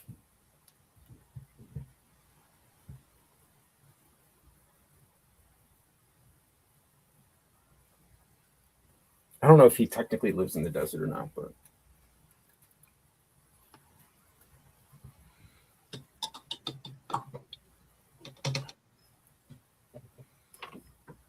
Well, he definitely lives in an area where you got to worry about scorpions in your pool. So there's that. How did the rest of you feel about scorpions? Not a fan. Yeah, no, thank you. Yeah, me too. No thanks. I've never seen one in real life, and I'm cool with that. They glow under black light. Apparently, If I was Alan, I'd have black lights all around my pool. yeah. Blake says, "Is Mike showing us how to make a customizing a bed?" And then he says, "Is he on a customizing break?" Yes, he's on a customizing break. So, Yeah, man. That Hey, he's damn. retired. You can take Yeah, as many. I'm retired, man. I'm reading the book right now. There you go. Blake says he had numerous times in the Marines where he woke up with scorpions or tarantulas on him. Not a great way to wake up. Yeah, That is. I wouldn't sleep. I'd be like, okay, well, sleeping was fun. I enjoyed it, but I'm done with that now. Yeah, the second you wake up, you got to check your boots. Yeah. I'll pass.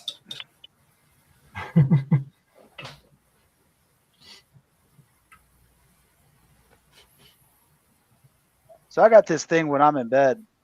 I just feel something tickle me and I smack it. Yep. So like multiple times. Now come on, guys. Multiple times. I've got those long centipedes that were in the bed. And I would, Oh my goodness. they would crunch in my hand. And I got up in the middle of the night screaming for the bed. What is it? I got something. I get up. There's this big 100-leg centipede thing in my hand. I'm like, no. And they Yeah, say but you're not supposed to that. leave those in your house. I said, I'll smash them. Oh, those silverfish. Is that These what they are the house centipede. No, they get the big long front antennas too. Yeah. Yeah, they're fast little fuckers too. They got a lot of legs. Yeah, I've got 2 of them in different houses too. Oh, they're all over mine now. But they eat the spiders. And the Oh, other spiders. I've got countless spiders. Yeah, me I'm too. I got sleeping. spider. Like the ecosystem of like cobwebs is something that just freaks me out in general because I don't see what my spiders eat, but they're eating something. And that just freaks me out because the spiders in my house, I can't, and I paint in the basement and you just can't like fight cobwebs. It doesn't matter what you do. And we where I am, we have a lot of cave crickets, and those are really freaky because they leap. I don't know So what like those if you are. see one and you want to step on it, it just jumps. And if you're wearing shorts and it jumps near your legs, like I'm not okay with that. Okay, there's going to be people that are going to get irritated because this is like the 3rd time I'm saying this on a different stream this weekend. But for anybody that hasn't heard it yet, we were having a problem with mice a couple months back, and I had that too a couple months back. yeah, we were trying to find out where they were coming from and stop them. We had traps down, all this kind of stuff, and just on a whim, I bought this thing off of Amazon, which is like you plug into your wall and it sends like an ultrasonic sound into your house. And apparently it chases away mice, roaches, spiders, ants, like everything, but you can't hear it. And so I bought this. It was like $29 and you got like 6 of them. And I plugged one in the kitchen, one in the living room, one upstairs. And for 2 months, I haven't seen shit. Like not a spider, not an ant, not a mouse, not a nothing. Wow.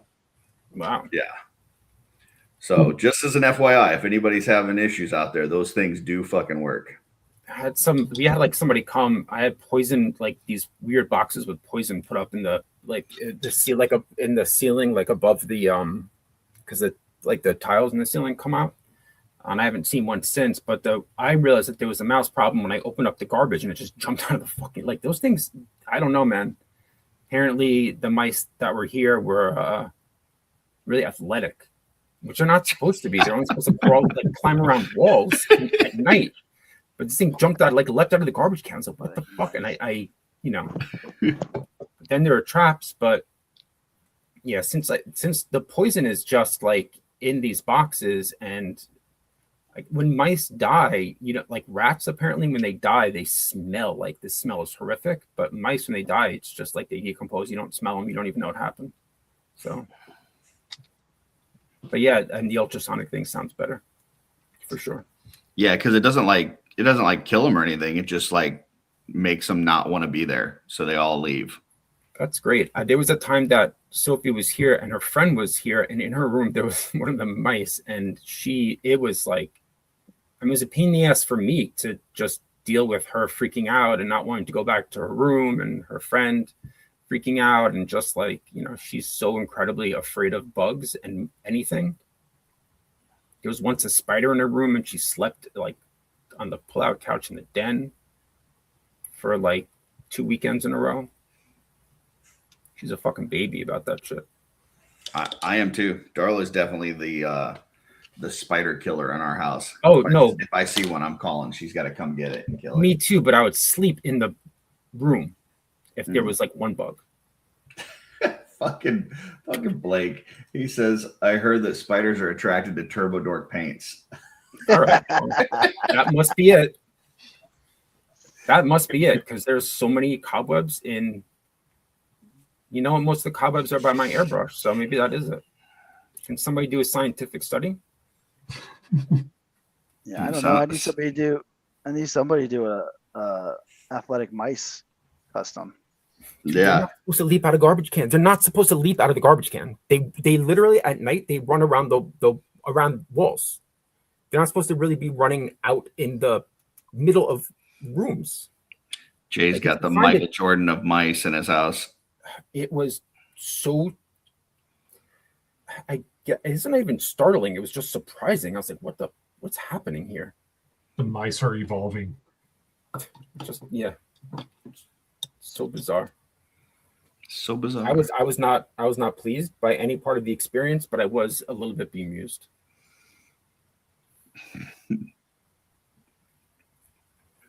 So I was really happy that I got this. This came out pretty good, I think.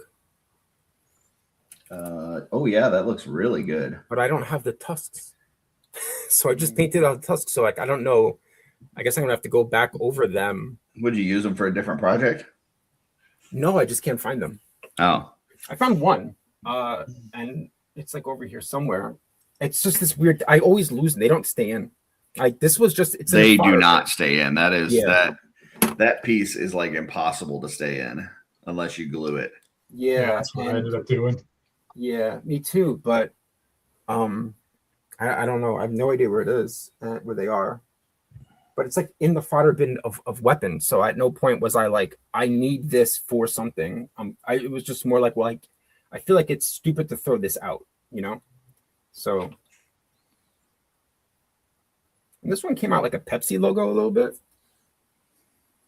You work for Pepsi or Coke? Coke. Okay, well, this is your enemy of a shield. Is a shield then? My friend's dad Oh. used to work for Coke. We were at the Walmart yesterday, and the Coke guy was hitting on the Pepsi girl. They were sitting there posted up, and my partner's like, "You think they're about to fight?" I was like, "I think they're about to kiss." It's amazing.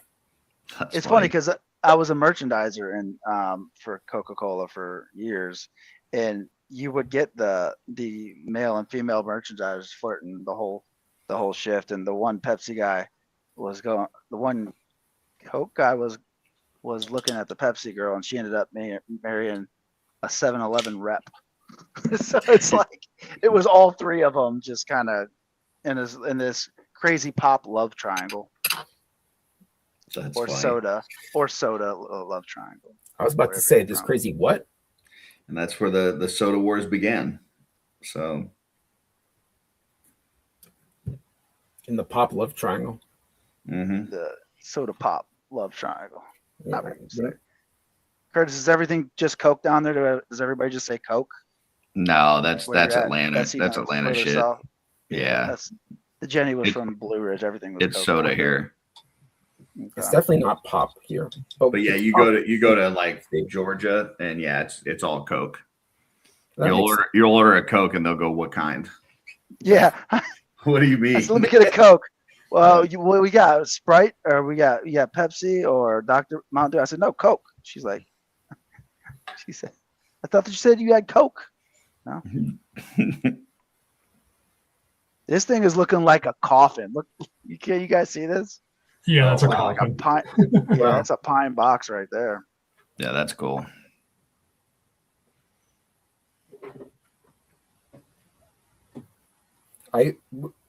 very briefly was in school, like working to work in archives, and the archive for Coca-Cola has more security and secrecy than some government archive. It's very close to the FBI. That's Like I'm not exaggerating. nobody else can get it the same. I'll tell you what. Ain't I even kind of fucked close. that up a little bit.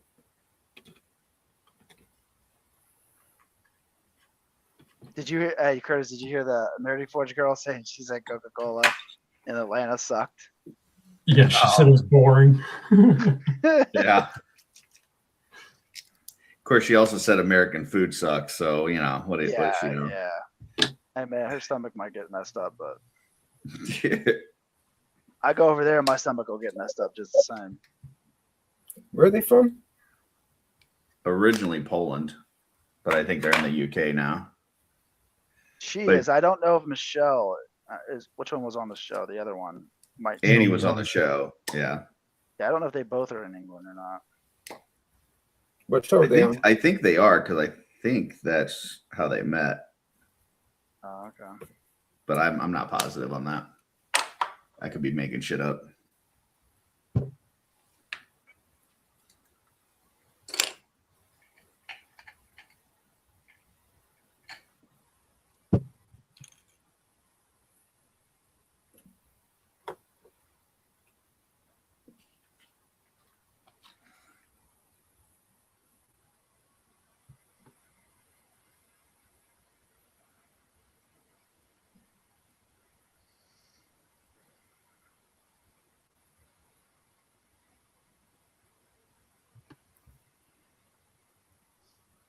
Yeah, this is great. I'm reading about Lucretia. Oh my God, look at this. This is wonderful. This is like about females in relationships today. Check this out. Groomed from birth by her father and the legendary Baron Vollinger to become the leader of Alithia's brood. Lucretia couldn't be more suited to her bloody reign of horror. Completely devoid of emotion or empathy, he is the callous warmonger who is all too willing to wipe out thousands as a means to her cruel end. Yeah, that's perfect.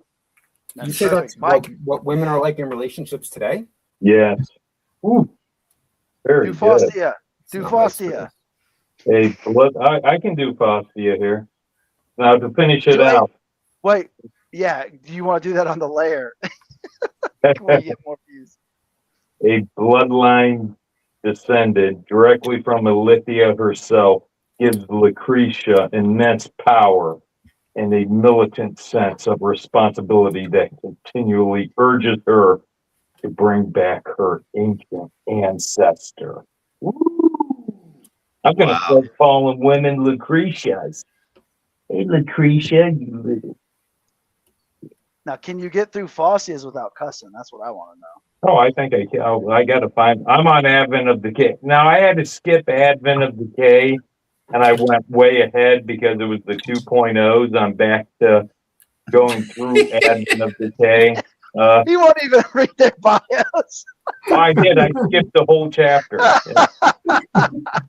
Now I'm back. I'm going back. Yeah. Because after Advent of Decay's Coliseum, I had to go right to Coliseum. I wasn't gonna have to stumble through these 2.0 shits when I had Adamon and Keltis and all Rhaegor and Romulus there to read. And then I went through the All Stars 2, and I stopped at Soul Spiller to go back to Advent of Decay, and I'm kind of wondering why I did that, but that's okay. I'm gonna make it through Advent of Decay. So Faustia, let's find Faustia. Get ready to clip it, Curtis. I don't know. I must have inadvertently skipped her. I think I inadvertently skipped her. Oh my God! I skipped Juno the Crusher, Bromden. Where the fuck is Faustia? Did I get Faustia inadvertently? Oh my God. It's your subconscious. I don't even see Faustia in this one. Okay, hold on. I'm spelling it.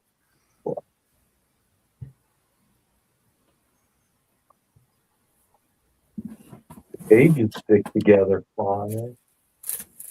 There's a clip.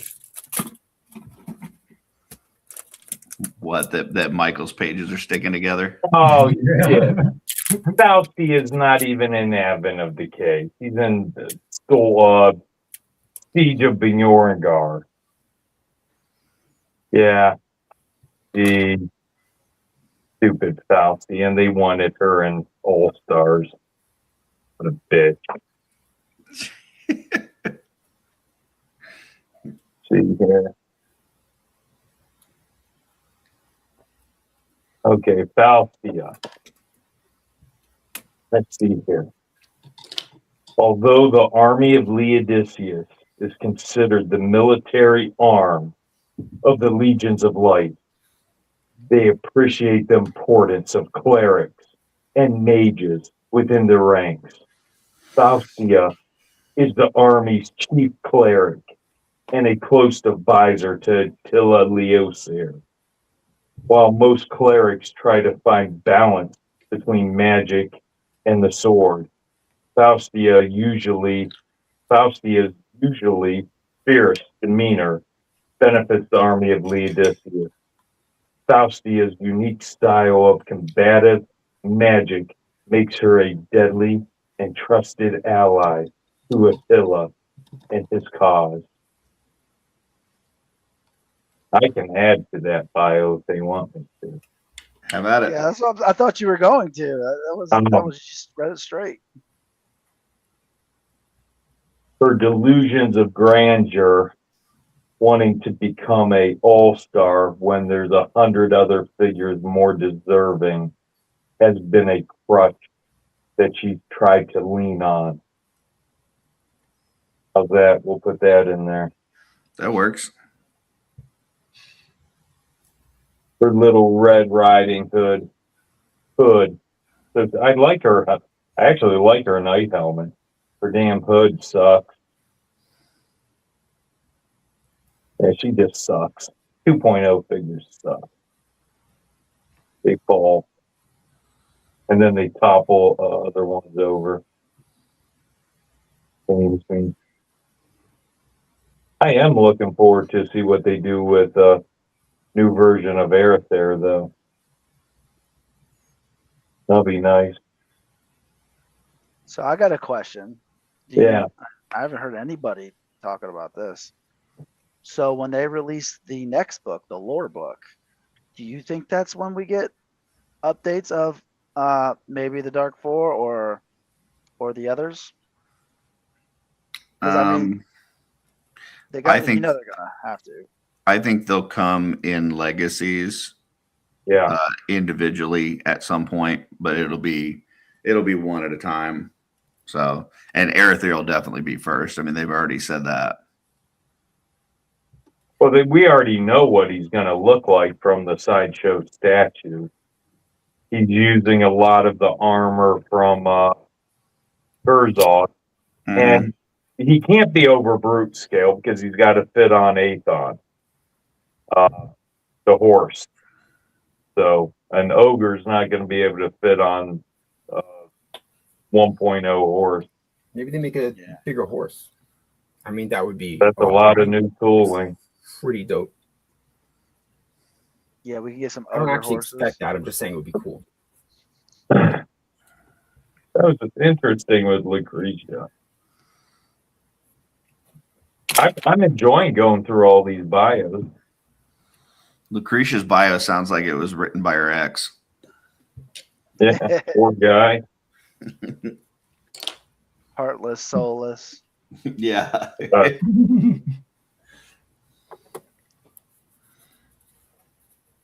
Devoid of emotion and empathy. I knew some people at work with that. I worked with this one lady at work. Oh my God. Do you not work with men who have the same characteristics? Yeah. But men are easier to get along with. It's just a fact. Just a fact.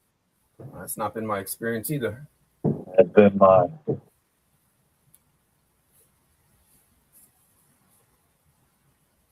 What the fuck is my white paint?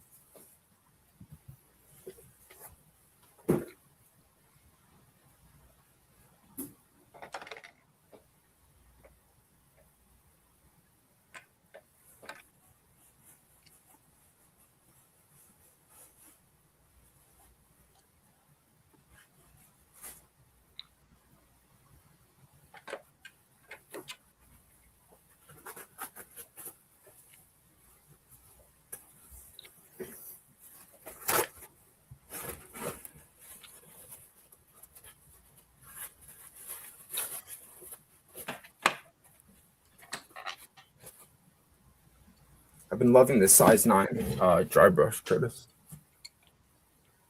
6. Shut up. It's Fucking shit. Well, you know. oh, that was great. Just the same. I guess it just depends on how you look at it. Yeah. Yeah, see, there we go. Depends how you look at it.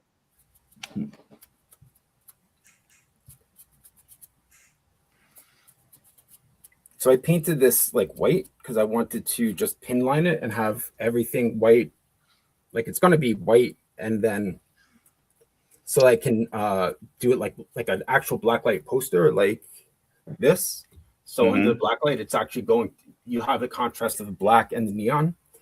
Mhm. But then I tried to paint the recesses, and it was really difficult on the torso. So I had to go back and paint it black, and I'm just going to dry brush over it, which is such a pain in the ass because I'm going to have to dry brush this white to make sure I have the right kind of, I don't know, it's not easy to show yet, but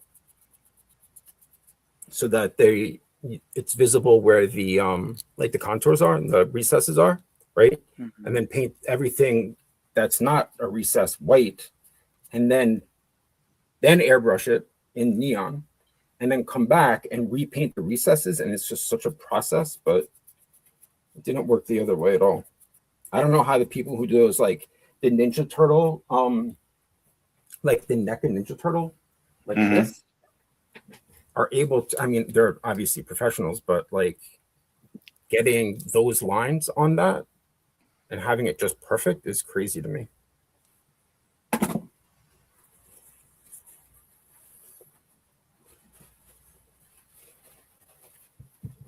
You gotta look at enough comic books for reference. Problem is that you don't have a secret weapon like Carlo. That's right. No, Jack, yeah, I'm you get it sure. done. I do not. You know, so one of the most careful lines that I had to do was this necklace I put on the pirate girl. And Mhm. she took it out of my hand. I said, baby, you can't mess this up. I said, this is like the most important part of the skin tone. If you mess this up, I'm gonna have to repaint all the skin tone. She took it right out of my hands and did it. I said, I'm thinking, good thing you didn't mess it up. And how'd she do? She did great. She got it. I mean, Nailed it. nailed it. She didn't even try. She just does the things. She wings it.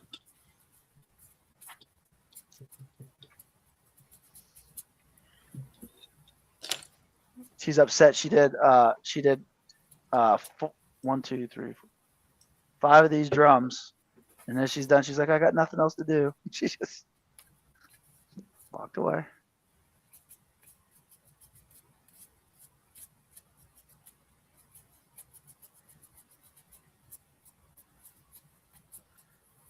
Do you know what sucks? This is out of nowhere.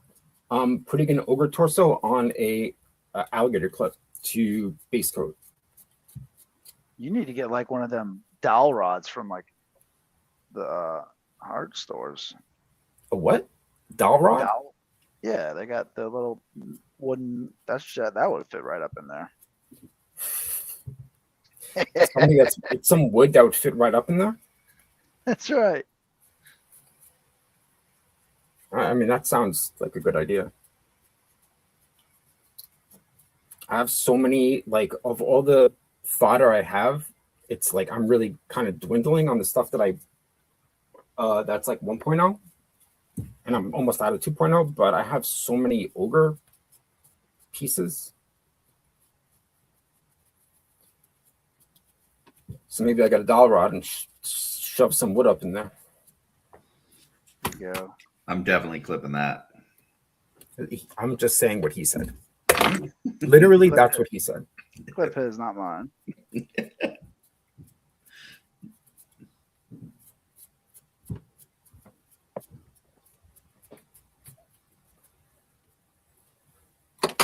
I actually have like the first. I got into the line later, so when I started buying half giants and ogres, it was like the new legs. So Steph, when I was at Steph's like recently, Detour, he just had like old pieces he had given me that he had nothing to do with, and it's like those old legs that go like this, and you know they suck in comparison. Yeah, That was a big. yeah. People used to break those old hips all the time.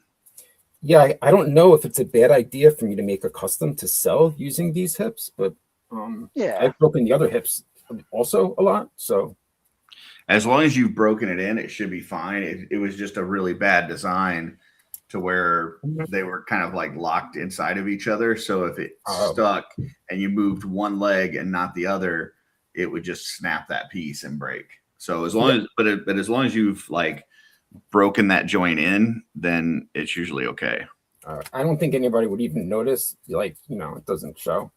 It reminds me of the old Marvel Legends like figures, and it's not as ugly as those, but I don't like this kind of side to side motion just for articulation. It's just awkward. I mean, most people aren't posing their customs super crazy. Anyway, Yeah, I know. You know, the amount of times I posted something, I've been like, this is a custom, and somebody's been, you know, can you move that around or articulate it? You know, how movable is that? And like recently, it was a statue, and I was like, dude, it's a statue. Like, what are you gonna? Of course, it's not. You can't articulate it. And I find it confusing because like some of these people, like I don't want to respond and be like, you know, I just say, generally, if you buy a custom, it's not intended to be like hand candy. But I don't know how many customs people buy. My phone is not supposed to be making, it's supposed to be on mute. What's going on here?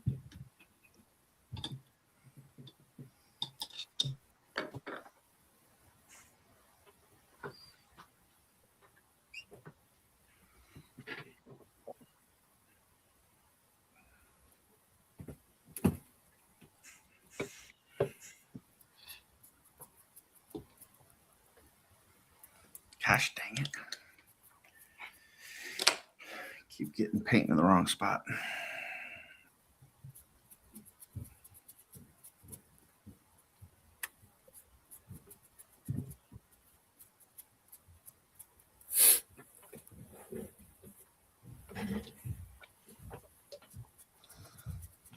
Might even just leave this black and white.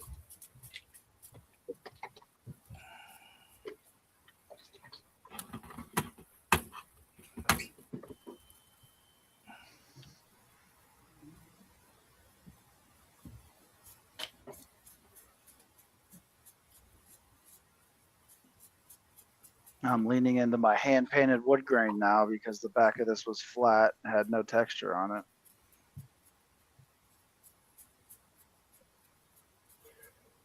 That looks like a lot of fun to paint. I like doing stuff like that. Yeah, it's a process.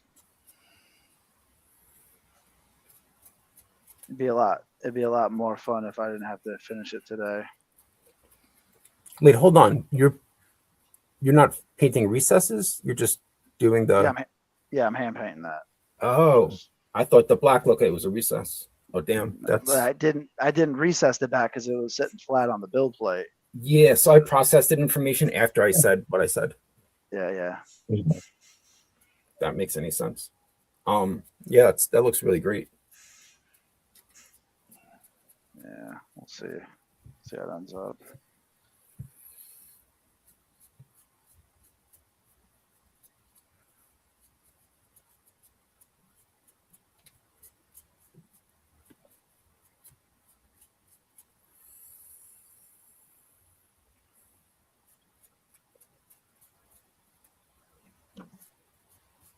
Hopefully they won't be staring at the back of the base. They'll be staring more at the model. That would make more sense.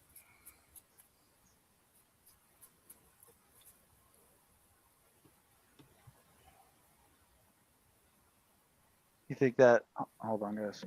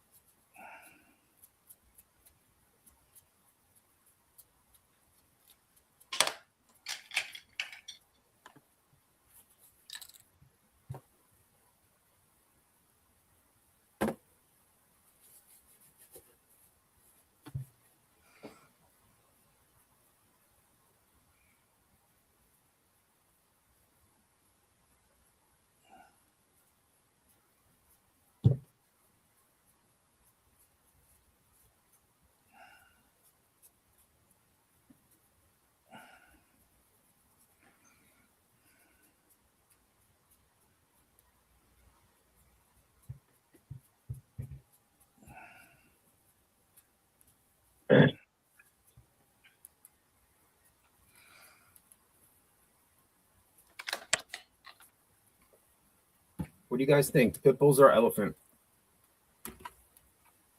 I'm sorry, what? Oh, here you're gonna make more sense now. Did you say nipples or elephant? No, I said pit bull.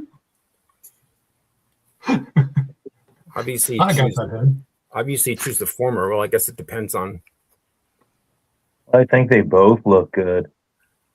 But which is a cooler animal? Well, I guess maybe the elephant. I like the elephant. Yeah, I like this sculpt a lot. We did an Pit bull elephant might be a little skull. bit small. See, I wasn't looking at my screen, so I had no idea what the fuck you were talking about. No, it wasn't up yet. I asked it first because I thought it might be Oh, slightly okay. confusing, and in my head I thought that was going to be funny. I just like pit bulls a lot as far as dog breeds are concerned.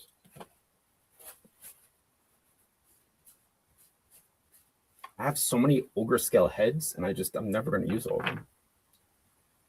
You can paint them up and sell them at the cons then. Yeah, I know. There's It's not- like, but there's nothing that's going to match. Like I can paint an elephant and sell at the con, but then somebody else is going to have to paint their ogre gray, right? No, I'm just saying, get your ogre head. Just sell the heads. Yeah, but like it's not going to match. I mean, Okay, I got like you. an elephant won't match. I guess a pit bull can be green. I don't know, flesh color. I guess you can put on Baradak or Sir Ujek. Yeah, it could be anything.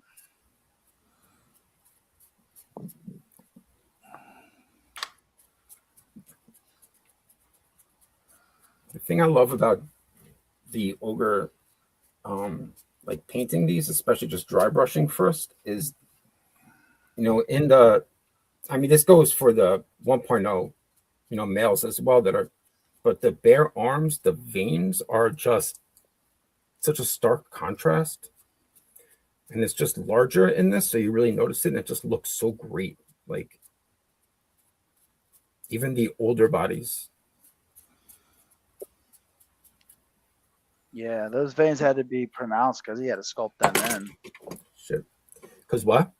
He had to sculpt them in by hand. So it's like Yeah. you might be able to get on the newer bodies there's skin texture, but you can be more subtle on some things. But when he was doing it by hand, he had to make sure that they were readable. Yeah, but it looks so good when you do, like, because I like to do these more stylized. So I'm gonna paint black around this to highlight it. Mm-hmm. Like you can't see. Like, there you go. And it just looks amazing with like a really, really stark difference. And that's the type of detail work that I always plan on doing on the show, and immediately realize it's like I can't do that stuff and like talk and just I have to do that on my own when I only have to concentrate on the one thing.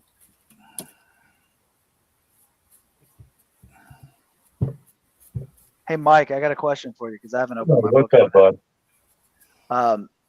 When everybody's talking about the yearbooks, it's like a yearbook. I believe I seen Tristan in one of the posts from Legion's Con in his mask at like either intern or the opposite. Did they have the first year intern in that book? Yeah, From 21. they do. Okay. They do? Okay. The G-Con part. Yeah, the G-Con. Do Yeah. they? What section was that in? Maybe I don't haven't know. I just seen it on a post. It's probably towards Poxus, I guess. I think that might be right. No, I think it was before Alithia. Or Lithia. Well, I it think. was Alithia was out for pre-order. That intern for a day was the Poxus reveal. Yeah, you might be right. I mean, you're right about what you're saying. I'm talking about where it's in the It's book. just You might in be the right. book. Yeah. Yeah. So you think it's before Lithia? No, I think it's before Poxus. Before Poxus, yeah. Heart of Mythos. There was like a shot of like the little room where they got the the car was in there that year. Yeah, there's like a double the page where it screen. talks about G-Con.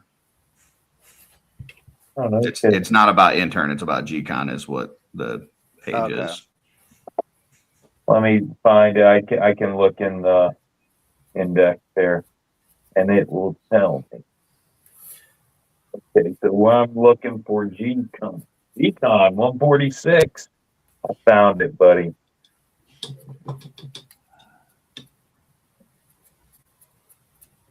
Oh yeah, here. Oh, there's a lot of pictures. Wow. Okay, they have the first G-Con. Let's try to get to our G-Con.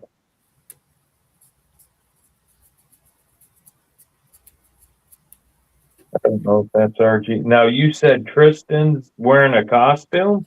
No, he's wearing his COVID mask. Oh, I got like see a- him. Yes, he is. Is I- he in oh. there? Yeah, he's right by Jonathan Donna Okay. and someone else wearing a mask. Yeah. I can't. I don't even see where I'm at. I don't think I'm in the pic. Was Jonathan in his $1 million suit? Oh, I am. I see. I'm right behind Tristan. Yes, he is, but he does not have his jacket on. Mhm. But he is most definitely in the $1 million suit. And yeah, it's right here. I'm looking at it. Tristan, now where's Carla? Oh, I Where's don't Jenny? know. Jenny wasn't at that, but I was there. I think there was another one where we were all standing in front of the figure wall. I seen Tristan in that one too with his little mask. In front of what wall? The Where they had all figure? the figures. in the Yeah, studio. that's the one I'm looking at. The whole group's there. Yeah. Oh, okay. I should be in there. Or did you have a mask? Maybe I haven't. It was COVID. That's the thing. They told everybody to wear their masks, and then nobody was like wearing them. Like, Was there a huge breakout of COVID one year? Or something like everybody's always talking about, or was? 22, I believe Sabadom came and got sick and went up in his room. And I'm not saying he's the one that did it, but I just remember everybody's like, "Where's Saba at? Where's Saba at?" He was sick. And then everybody came back, so they got sick over that weekend. If I remember right, he wasn't going to come because he was sick, and then he came anyway. but there were other people that were sick too. Like it was just not a great. It was not a great year for that. And that's the year that Corn Boy got real sick afterwards and was hospitalized. So, Oh wow. or no, that was before the next year, but it happened in between those two. So Yep, he wasn't there. Cornball wasn't there for 23. Rise of the Red Sun's Wave. Yeah. The second best wave ever made. What's the first best wave?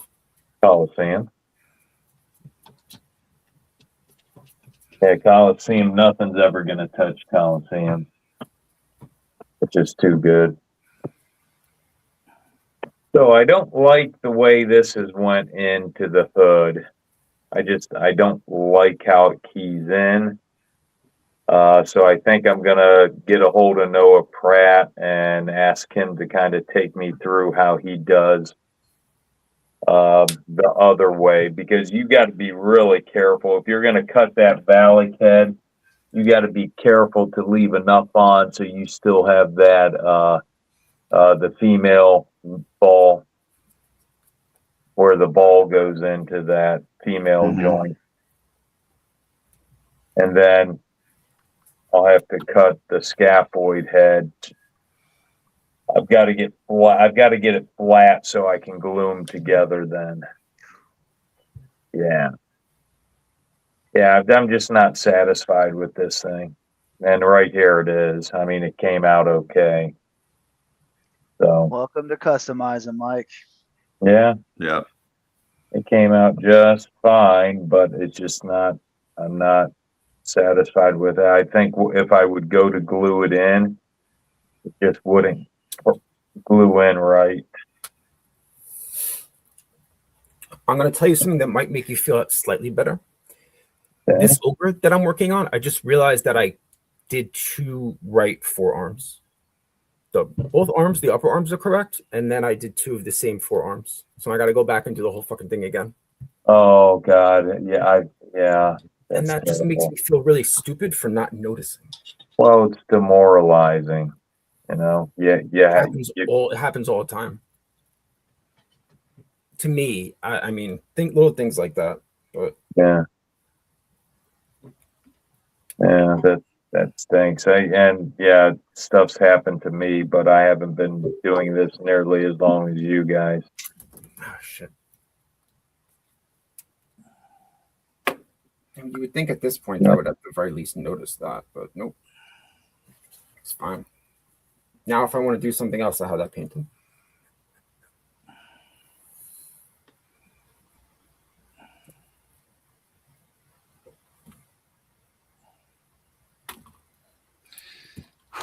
All right. I think I'm going to call that for today. We're already at almost 2.5 hours. So me embiggen myself. So here is where I've gotten with this thing. Pretty happy with it. I've got to do some work on these like tendrils. There's like some almost like barbed wire or something on there. So I got to do that. Oh, that's so cool. But I'm pretty happy with how that turned out, and the match looks pretty good. Yeah, that's sweet. So yeah, I'm pretty good shape with it. But what's that? How many blues did you end up using? How many different blues? So I used this is Cerulean Blue Hue, which is hold on, I've got that over here. Oh, I have that. This is the one that Eric Miller told me when he did the Snakehead, when he did these. This was kind of like the main color that he used, but he said he used a lot of grays and other blues and stuff. So I used that. I used Cobalt Blue. I used Phthalo Blue. I used light Phthalo Blue, and then some grays. It was a lot of different colors. So, but I'm pretty happy with how that's turned out. So still got some more work to do, dry brushing the tendrils, doing that like barbed wire or whatever that is. But other than that, this is pretty dang close to being done. So that's good.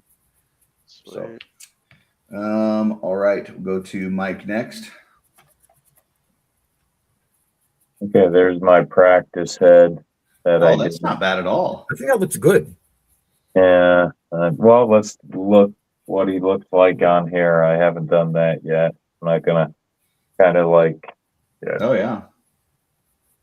Now, Mike, are you going to use the scaffold color on that, or are you going to repaint? Oh, right here. That's the head I'm going for. Right, but you're not going to paint the face. You're going to leave it scaffold colors. Leave it right as is. Yeah. Yeah. And no, I'm not you guys. I'm Lazy Boy Customizer. If I don't have to repaint something, I had to do the eyes in there. I'm not going to do it. That's why use that head at PowerCon, so that works for me. Yeah. So, and right there, I got a head that can. Actually, this is the head that's gonna get cut to go on the Valak back. This is one in case I ever find a soft goods hood. I can do it. But yeah, it came out okay. It came out okay, but that's the whole build's done other than the head and the hood. Really good. The chest was from what? Was those the chest? That is two Sir Gerard straps. So I had to use a strap out of 2 different Sir Gerards. And then the heads pack, the cat, the Black Panther, cut out his circle on his, the harness. The shoulders for the, what are they, Minotaurs? I cut that out, and it had a purple gem inside it, and I painted black around it and glued it onto the front strap, and it's nice. That's really good. Yeah, it looks Right great. there is three skeletal raider loincloths put together, repainted to make the Oh yeah. skeletal loincloth. And then the Havoc staff is just, I had to bend down the horns with heat. But it is just the head from Belualith. Dog. Or Chimera. Chimera, yeah. And then I had to go out and get paint that pretty close matches the purple and the sword. I had to put on the sword, the power sword, and the Havoc staff. Oh God, for Zazar and the armor I have on here is God, what what is it called? You do it at Legion's Con. What the Armory fuck is experience. it? Armory experience night. Yeah. So it's close. It's almost an exact match for Zazar. It's just slightly off of, which I didn't want this Havoc staff to be the exact same paint color as the armor. Neither the power sword. I don't know if you can see the power sword in there. Oh yeah. Yeah. But Darla's cape is just fantastic. So Really good. yeah. Very cool. Yeah, We'll go that's over to Carlo next, and we got a close up of a bottle. Where's that? Yeah, that's the Nice. Craft Smart Black. That was part of my wash. Oh, I have that. I guess I'll just hold it up like this. So, and we'll put it together. So there's the back of it. I just hand painted those lines. They look better on camera than they do in person. There's the front looking like a coffin. I got a good wash on the bottom here, and then we'll see how this push on. Let's see if I can do it one-handed. Nope, can't do it one-handed. So I'll step back and. Oh, nice.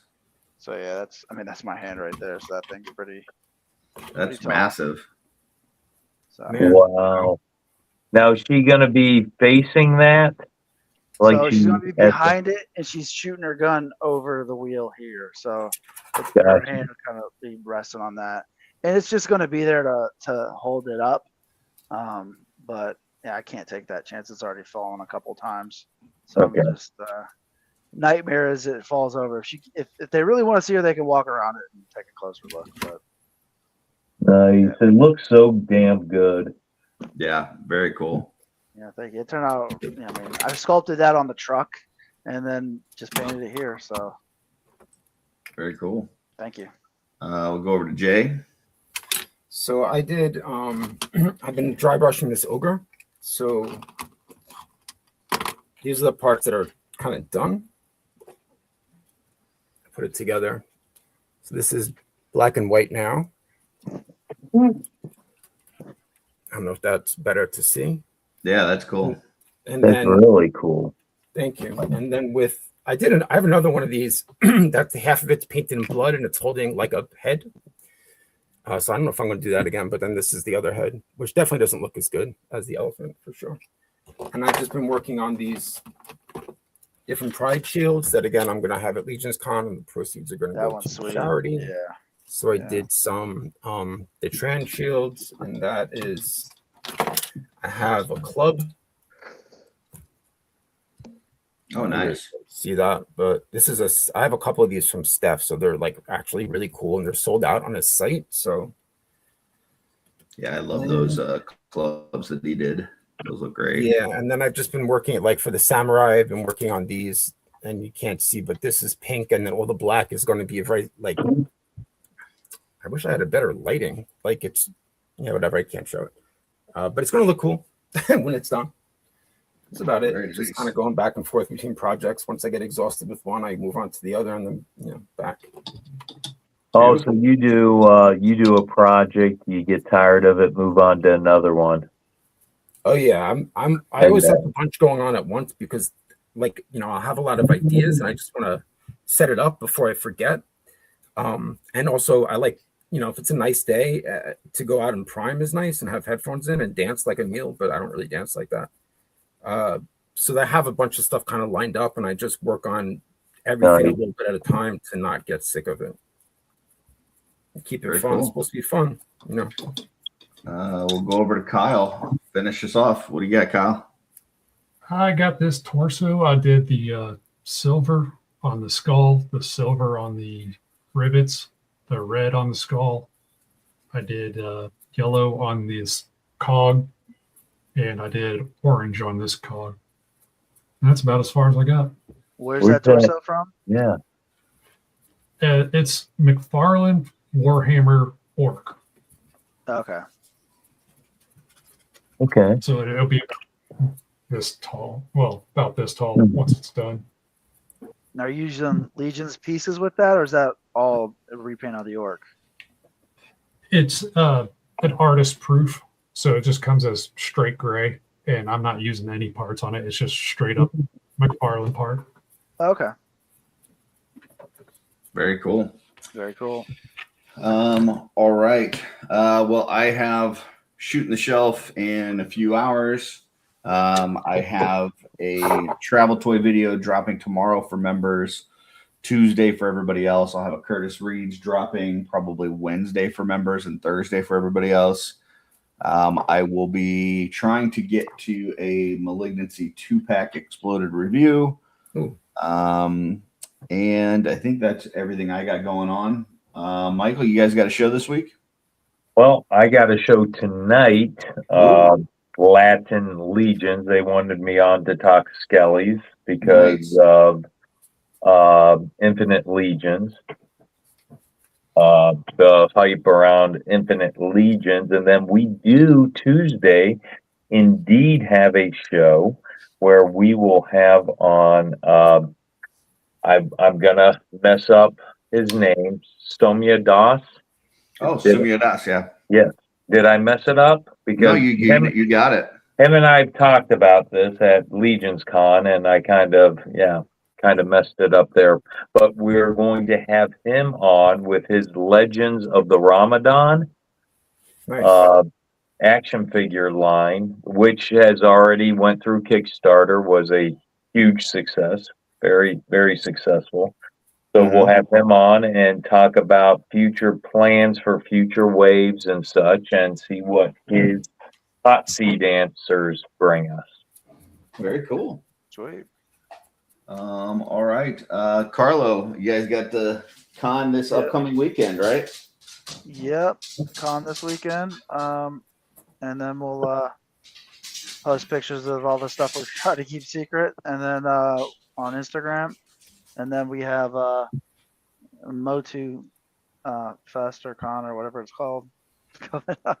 I got to pick my table, so we know where we're going to be sitting. So that's cool. Oh, very cool. Oh, you got to pick. Well, yeah, like returning vendors get to pick. Oh, So, nice. I mean, the last thing was, PowerCon, so that was a while back. But So- we're going to have minecart stuff there. Let me ask you this.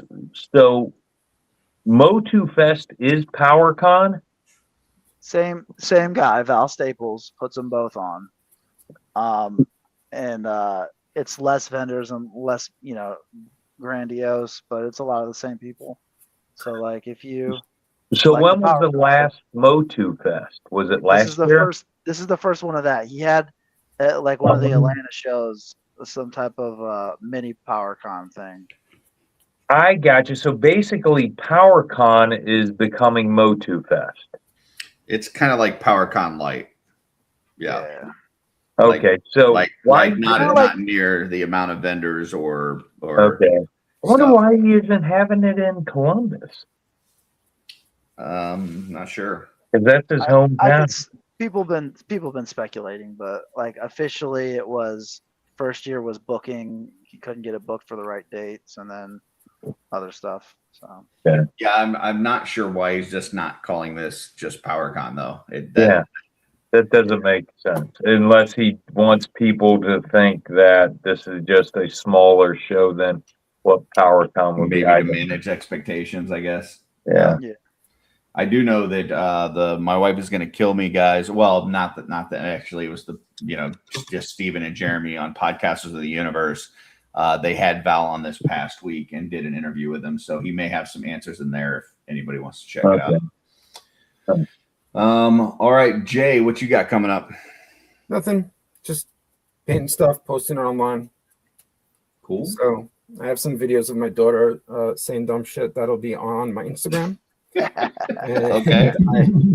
I have just a bunch of customs I'm working on, that the stuff that I finished that I made for myself that I can find. I need to post like kind of in between CarverCon and LegionsCon. And then there's a bunch of stuff that I'm making for LegionsCon that I'll have posted. Okay. Kyle, what about you? Anything coming up I'm this just week? going to be painting this and hanging out in the chats. Beautiful. All right. Well, then I think that is a show, folks. So thank you for tuning in. Once again, if you ever want to jump on, just let us know. We'll shoot you the link. And until next time, keep creating. Bye.